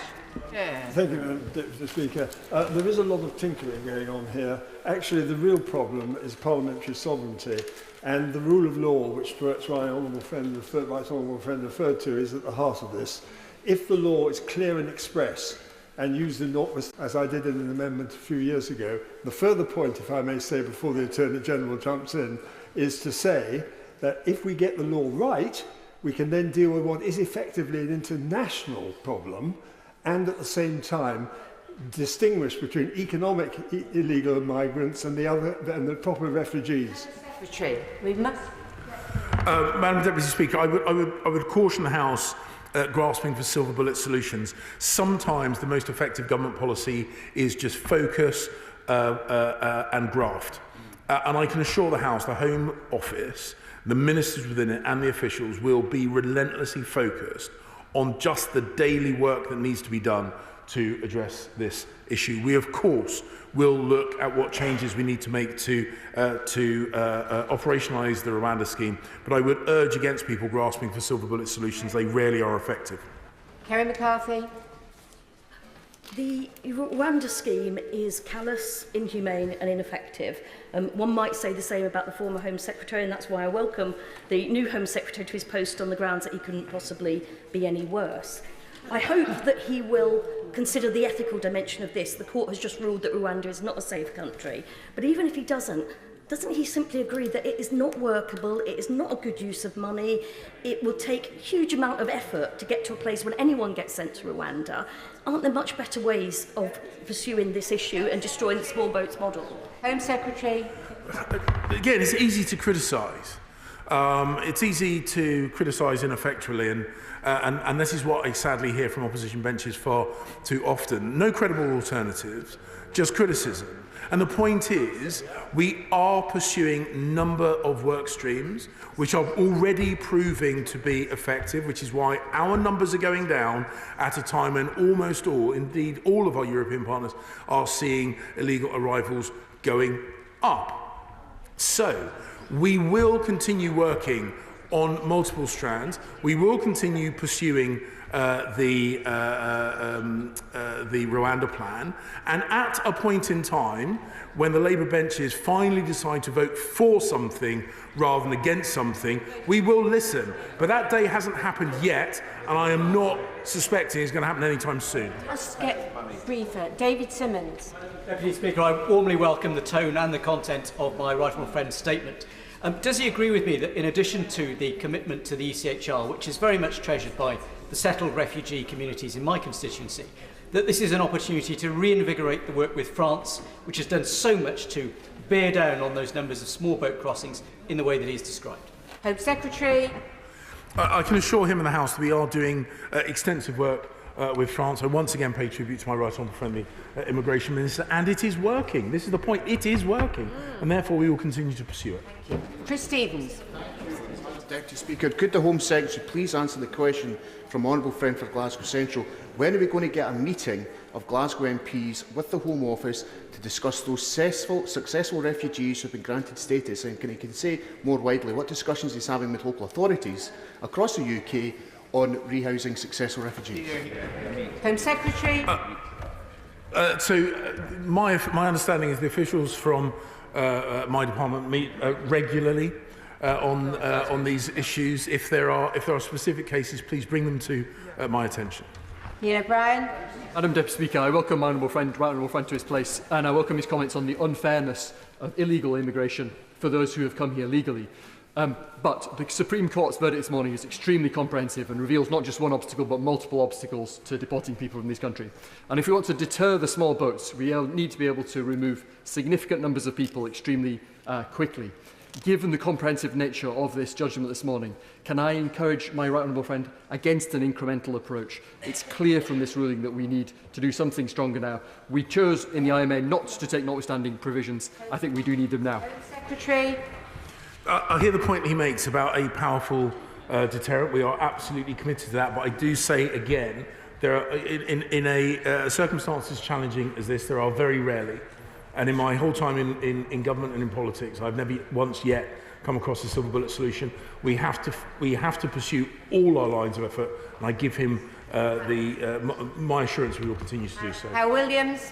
Madam Deputy Speaker, wouldn't the money wasted on the Rwanda plan have been more usefully spent on massively improving the application process to reduce illegal immigration and establishing safe and legal routes to reduce the number of small boats? Home Secretary.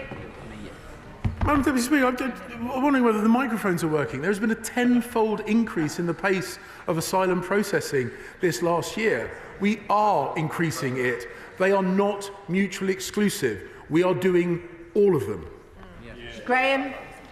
Madam Deputy Speaker, great to have the Home Secretary in his new role and to hear his confirmation that small boat arrivals are down not just by a fifth but now by a third, and his confirmation to find a treaty to resolve the remaining legal issues on the Rwanda deal.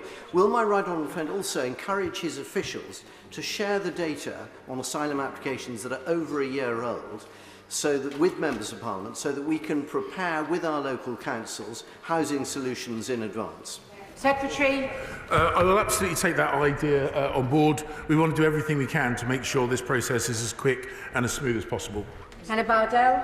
Thank you. The European Convention was developed to ensure that governments would never again dehumanise and abuse people's rights with impunity. So can the Secretary of State tell us, does the threat of revisiting international relationships really mean his government are ready to unpick international relationships and treaties, including the ECHR, so they can demonise with impunity those fleeing persecution and conflict? Because we say never again. Home Secretary. Madam Deputy Speaker, members have asked me the same question over and over again, and I hate doing this, but I will refer the Honourable Lady to the answer I gave some moments ago. Deputy Speaker, I welcome my right honourable friend to his new role, and I agree with him. Today we saw the opposition mask slip. They have no wish to tackle this, but that's not surprising when their policy is to pass the numbers decision to the Leader of the Opposition's mothership in Brussels. My constituents are absolutely fed up, and they want, could he speak directly to them and address their concerns? Nothing will be off the table to get this sorted quickly. The benches opposite are devoid of ideas. They criticise, but they put nothing forward. Their best plan is to do a list of things that we are already doing, but objecting to other things that we are going to add to that basket of tools. That is why I can reassure her and her constituents we, unlike them, will remain focused on serving the British people, stopping the boats. Stephen Farry. Thank you. Back to the issue of the European Convention on Human Rights. So the Home Secretary has not been clear on this point. Does he recognise that if the UK was to renounce the Convention or tamper with it, it would undermine the Good Friday Agreement, particularly around human rights and policing and justice? It would also undermine the policing and justice cooperation aspect of the Trade and Cooperation Agreement and leave the UK in the company of Belarus and Russia. Home Secretary. I'm well aware of the implications of the European Court of Human Rights. I keep being invited to comment on something rather than the text in my statement. I have made it clear the government's position that we are focusing our attention on what we believe will unlock this important strand of a multi-strand approach to illegal migration. Bob Seeley. Thank you very much indeed, Mr Deputy Speaker. He'll agree that the control of our borders is a defining issue for millions of people. So when the Prime Minister says, if necessary, I am prepared to revisit our domestic legal framework, could we sharpen that up a bit to say we will revisit our domestic legal framework and we will do so on multiple fronts in a timely way? Secretary. Well, we are focused on delivering for the British people, delivering quickly. As I say, we've always had a multi-strand approach, and we will make sure that the domestic legislative framework is fit for purpose and will ensure that we can deliver on our commitment to stopping the boats. Patrick Grady. Madam Deputy Speaker, when and how will he know that his treaties and legislative changes are giving the court the certainty that it demands? Is he going to proactively go to the court for a fresh ruling, or is he going to wait for third-party challenges and the litigation merry-go-round to continue? Secretary. I'm not going to set out all the plans for how we will put this in place. We have already started the process for turning the MOU into a treaty. We are focused on addressing the specific issues raised by their lordships. Nick Fletcher. Madam Deputy Speaker, in addition to voting against the government 70 times with regards to stopping the boats, the opposition also speak of natural dispersal when dealing with economic migrants. This means they often end up in Doncaster, where property is cheaper rather than in the leafy suburbs of the Liberal elites. But Doncaster is full. So will the Home Secretary do everything he can to put the Rwanda Treaty through as soon as possible? Secretary. Madam Deputy Speaker, I welcome the point that raised by my honourable friend. It is often the least well-off communities who feel the burden most heavily, and it is our duty to them to address these issues, and I give him the commitment on my recent trip to just outside his constituency, weighing over the border and getting his name wrong, for which I apologise. That I will do exactly that. Okay. Anne McLaughlin.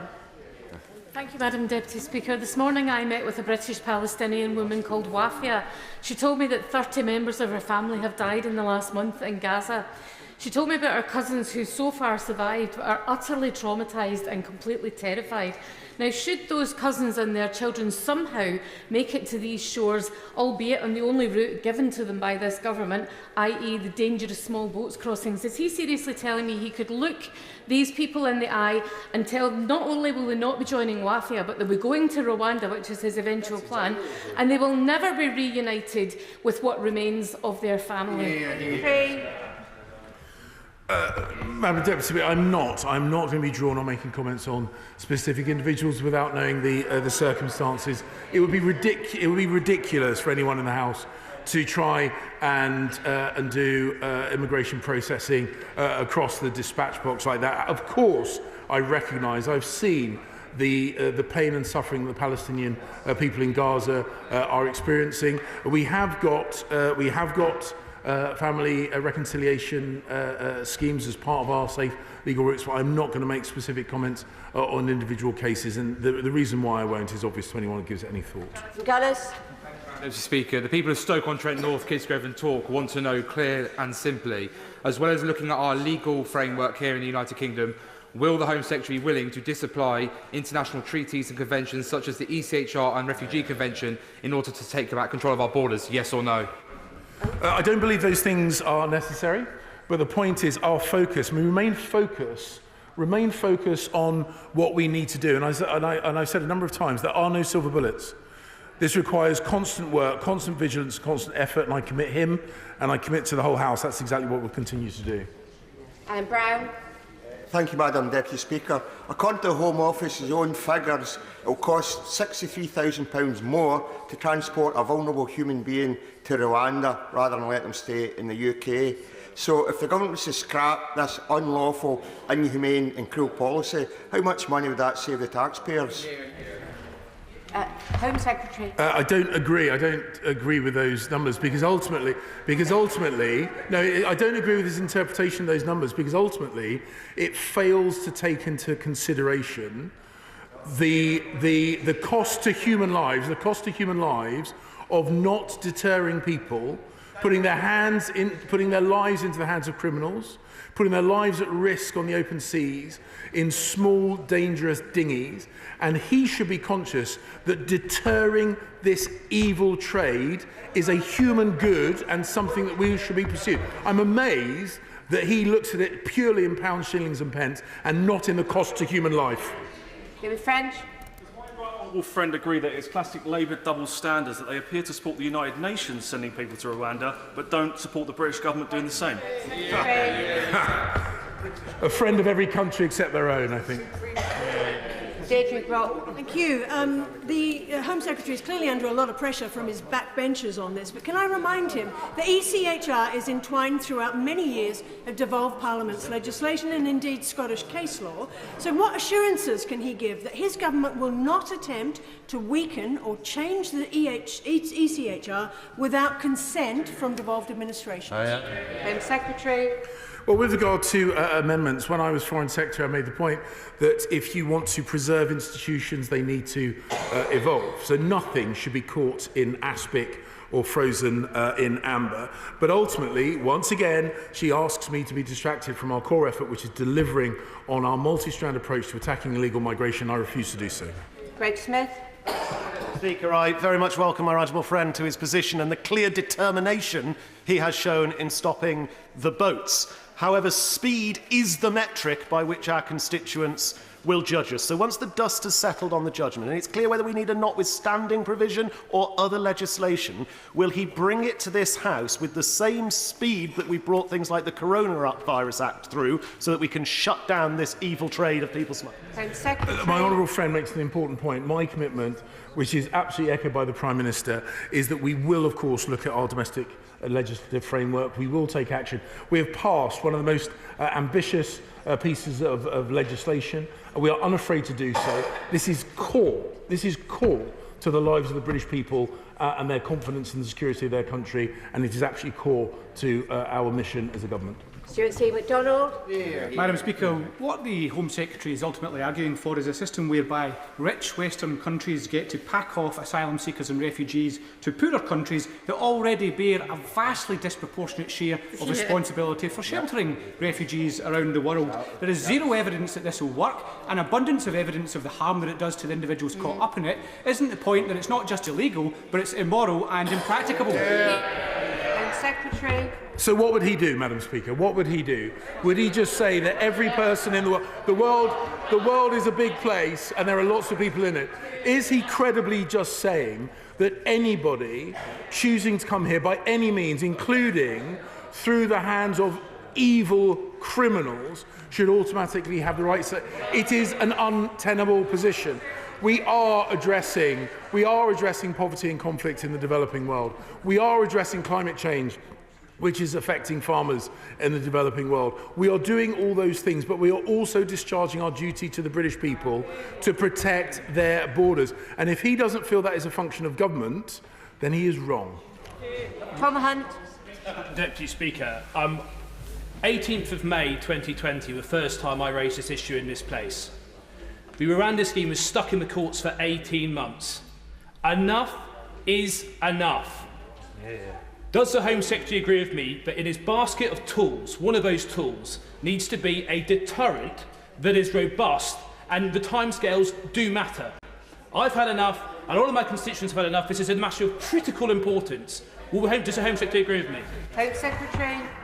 Madam Deputy Speaker, I would remind him that we are already seeing success, and that success is accelerating because of the measures that we have put in place. He is absolutely right. He is absolutely right. We do need a deterrent for people making those dangerous crossings and a deterrent to the illegal criminals.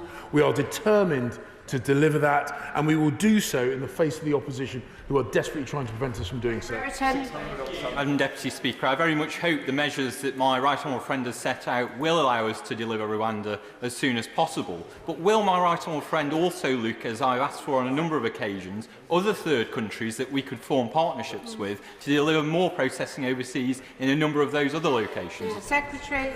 So I can assure my honourable friend that in addition to the conversations that are well progressed with Rwanda, we are having similar conversations with a number of other countries, and indeed our policy is now being adopted in large part by a number of other European countries whose circumstances are considerably worse than ours. We are absolutely leading the field on this issue. Anna Firth. Thank you, Madam Deputy Speaker, and I warmly welcome my fellow Essex colleagues to his place and wish him every success. I welcome his commitment to a tough but fair policy on immigration. The people of Southend are particularly concerned that if we do not resolve the issue of illegal migration, we're preventing people who have served our country from coming here legally to safety. Does he agree? Secretary. Madam Deputy Speaker, my honourable friend is absolutely right, and a number of people have said about the humanity of this. It should be the elected government of a country who decides who can and cannot come to the country.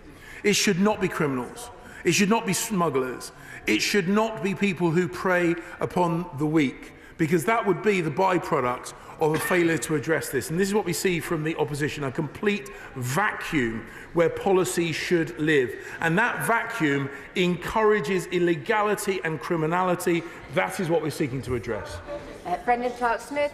Thank you, Madam Deputy Speaker, and can I welcome the Home Secretary to his place and thank him for the outstanding job he did in his previous brief. But Rwanda is a country we do business with. It is a country with a thriving economy, and it is a country the leader of the opposition's football team even promotes as a tourist destination. So, bearing this in mind, could the government consider whether it may be appropriate to add Rwanda to the list of safe countries? My honourable friend makes a very good point, and one of the few things that the former leader of the opposition and I share is a passion for Arsenal Football Club. But the point is, Rwanda is a country which is developing fast. It is a close partner. They listen carefully when we talk to them and work with them, and I have no doubt that working closely with them, we will bring this scheme into operation and put forward that deterrent, which will be a really important strand of the multi-strand approach we have to illegal migration. Scott Benton. I welcome the steady progress being made to close asylum hotels. I'm extremely disappointed that the Metropole in Blackpool has yet to be vacated.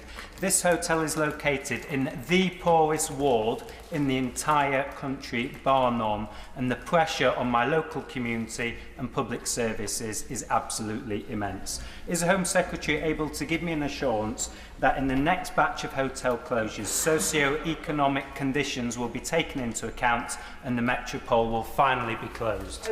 Secretary. I listened very carefully to the points he makes, and he reinforces the issue, which I think is absolutely key. It is very, very easy for people to be generous of spirit when it's someone else bearing the burden. And the people in his constituency, the people in the immediate neighbourhood of the Metropole Hotel, as he said, are not wealthy people, and they are the ones disproportionately bearing the brunt of illegal migration, which is why we are absolutely committed to help them and the other people like them around the country by getting a grip of this evil trade and stopping the boats. I thank the Home Secretary for his statement. Point of order, Dawn Butler. Thank you, Madam Deputy Speaker. Madam Deputy Speaker, it has recently come to light that a Conservative donor firm has been awarded £11.5 million contract to supply RAC-affected schools with temporary